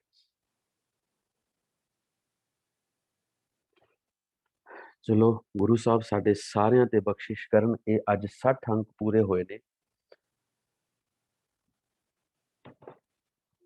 ਇਹਨੂੰ ਪੜ੍ਹਨ ਦੀ, ਸੁਣਨ ਦੀ ਕੋਸ਼ਿਸ਼ ਕਰਨੀ ਹੈ ਆਪ, ਆਪਣੇ ਆਪ, ਔਰ ਆਪਣੇ ਤਰੀਕੇ ਨਾਲ ਇਸ ਚੀਜ਼ ਨੂੰ ਸਮਝਣਾ। ਅਸੀਂ ਵੀ ਕੋਸ਼ਿਸ਼ ਕੀਤੀ ਹੈ। ਕੋਈ ਅਸੀਂ ਪੂਰੇ ਸੂਰੇ ਨਹੀਂ ਹੈਗੇ ਕਿ ਸਾਨੂੰ ਸਾਰੀਆਂ ਗੱਲਾਂ ਦਾ ਪਤਾ। ਸਿਰਫ ਇੱਕ ਇਸ਼ਾਰਾ ਮਾਤਰ ਦੀ ਗੱਲ, ਜਿੰਨੇ ਕੁ ਜੋਗੇ ਹੈਗੇ ਉਨੀ ਕੁ ਗੱਲ ਜ਼ਰੂਰ ਕੀਤੀ ਹੈ। ਹੋ ਸਕਦਾ ਕੱਲ ਨੂੰ ਕੋਈ ਹੋਰ ਗੱਲ ਦਾ ਪਤਾ ਲੱਗੇ ਤੇ ਅੱਗੇ ਚੱਲਾਂਗੇ, ਲੇਕਿਨ ਇਹ ਚੀਜ਼ ਸਾਨੂੰ ਆਪ ਹੀ ਕਰਨਾ ਪਊਗਾ। ਇਹ ਚੀਜ਼ ਸ਼ਬਦ ਦੀ ਕਮਾਈ ਸਾਨੂੰ ਆਪ ਹੀ ਕਰਨੀ ਪਊਗੀ।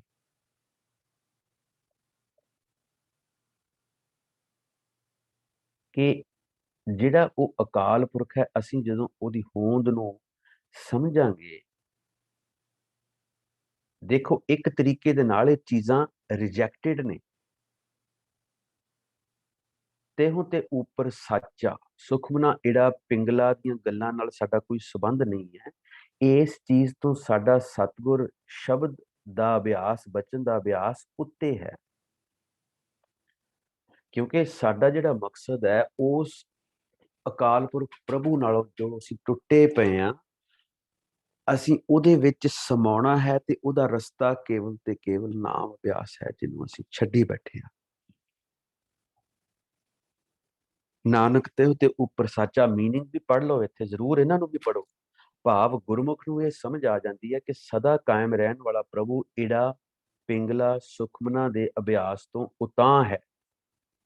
ਉਸ ਵਿੱਚ ਤਾਂ ਸਤਿਗੁਰ ਦੇ ਸ਼ਬਦ ਦੀ ਰਾਹੀਂ ਹੀ ਸਮਾਈਦਾ ਹੈ। ਬਸ ਆਹ ਗੱਲਾਂ ਅਸੀਂ ਹੌਲੀ ਹੌਲੀ ਪੜ੍ਹ ਕੇ ਸਮਝਣੀਆਂ ਨੇ।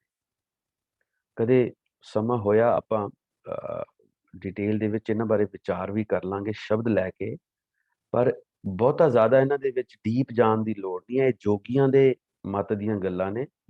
ਉਹ ਮੰਨਦੇ ਨੇ ਇਸ ਚੀਜ਼ ਨੂੰ, ਕੰਡੀਸ਼ਨਲ ਹੈ ਕਿ ਉਹਨਾਂ ਦਾ ਆਹ ਕੰਮ ਹੋਏਗਾ ਤਾਂ ਅੱਗੇ ਵਧਣਾ, ਆਹ ਕੰਮ ਹੋਏਗਾ ਤਾਂ ਅੱਗੇ ਵਧਣਾ। ਲੇਕਿਨ ਸਾਡੀ ਕੋਈ ਕੰਡੀਸ਼ਨ ਨਹੀਂ ਹੈ। ਸਾਡਾ ਸਿਰਫ ਤੇ ਸਿਰਫ ਨਾਮ ਅਭਿਆਸ ਹੈ। ਤੇਰਾ ਕਵਨ ਗੁਰੂ ਜਿਸਕਾ ਤੂੰ ਚੇਲਾ, ਸ਼ਬਦ ਗੁਰੂ ਸੁਰਤੇ ਧੁੰਨੇ ਚੇਲਾ। बस एक शब्द मेरे प्राण बसता है, बहुत जन्म ना। ਇੰਨੀਆਂ ਕੁ ਬੇਨਤੀਆਂ ਪ੍ਰਵਾਨ ਕਰਨੀਆਂ। ਕਦੇ ਕਦੇ ਹੋਊਗਾ, ਕਦੇ ਕਦੇ ਇਹ ਚੀਜ਼ ਹੋਊਗੀ। ਬਥੇਰਿਆਂ ਦੇ ਮਨ ਚ ਆ ਰਿਹਾ ਹੋਣਾ, ਭਾਵੇਂ ਆਪਾਂ ਅੱਜ ਤਕਰੀਬਨ 20 ਜਾਣੇ ਆ, ਮਨ ਚ ਆਊਗਾ ਵੀ ਇਹ ਬੜੀ ਬੋਰਿੰਗ ਦੀਆਂ ਚੀਜ਼ਾਂ ਨੇ, ਇੰਨੀ ਵਾਰੀ ਕਿਉਂ ਬਾਬੇ ਨਾਨਕ ਨੇ ਰਿਪੀਟ ਕੀਤੀ ਗੱਲ, ਇੱਕੋ ਹੀ ਮੀਨਿੰਗ, ਇੱਕੋ ਹੀ ਗੱਲ। ਇਹ ਇਸੇ ਕਰਕੇ ਕੀਤੀ ਕਿ ਮਨ ਸਮਝਦਾ ਨਹੀਂ ਹੈ। ਮਨ ਨੂੰ ਸਮਝਾਉਣਾ ਇੰਨਾ ਸੌਖਾ ਨਹੀਂ ਹੈ। ਕਰਦਾ ਕਰਦਾ ਵੀ, ਬਾਣੀ ਪੜ੍ਹਦਾ ਪੜ੍ਹਦਾ ਵੀ, ਨਾਮ ਜਪਦਾ ਜਪਦਾ ਵੀ ਭੁੱਲਾਂ ਕਰ ਬੈਠਦਾ ਮਨ।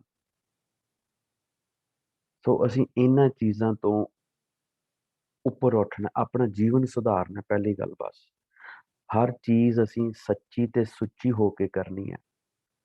ਕੋਈ ਨਿੱਕੇ ਨਿੱਕੇ ਝੂਠ, ਹੇਰਾ ਫੇਰੀਆਂ, ਚਕਾਰੀਆਂ, ਚੋਰੀਆਂ, ਚਤਰਾਈਆਂ, ਅਸੀਂ ਇਹਨਾਂ ਤੋਂ ਤੇ ਹਟ ਸਕਦੇ ਹਾਂ। ਇਹਨਾਂ ਤੋਂ ਤੇ ਅਸੀਂ ਆਪਣੇ ਮਨ ਨੂੰ ਸਮਝਾ ਹੀ ਸਕਦੇ ਹਾਂ ਵੀ ਇਸ ਤਰ੍ਹਾਂ ਨਹੀਂ, ਮੈਂ ਇੱਕ ਸੱਚਾ ਸੁੱਚਾ ਜੀਵਨ ਜਿਉਣਾ ਹੈ। ਔਰ ਉਹ ਨਾਲ ਨਾਲ ਜੇ ਸ਼ਬਦ ਦੀ ਕਮਾਈ ਹੋ ਜਾਏ, ਫਿਰ ਸੋਨੇ ਤੇ ਸੁਹਾਗਾ ਹੈ। ਦੇਖਿਓ ਕਿਸ ਤਰ੍ਹਾਂ ਆਪੇ ਹੀ ਸਮਝ, ਆਪੇ ਹੀ ਗੁਰੂ ਦਾ ਜਿਹੜਾ ਗਿਆਨ ਹੈ, ਬਾਣੀ ਦਾ ਜਿਹੜਾ ਬ੍ਰਹਮ ਗਿਆਨ ਹੈ, ਇਹ ਆਪੇ ਹੀ ਅੰਦਰ ਘਰ ਕਰਦਾ ਜਾਏਗਾ। ਪਰ ਬਸ ਥੋੜੀ ਜਿਹੀ ਮਿਹਨਤ ਦੀ ਲੋੜ ਹੈ, ਮਸ਼ੱਕਤ ਦੀ ਲੋੜ ਹੈ। ਵਾਹਿਗੁਰੂ ਜੀ ਕਾ ਖਾਲਸਾ, ਵਾਹਿਗੁਰੂ ਜੀ ਕੀ ਫਤਿਹ।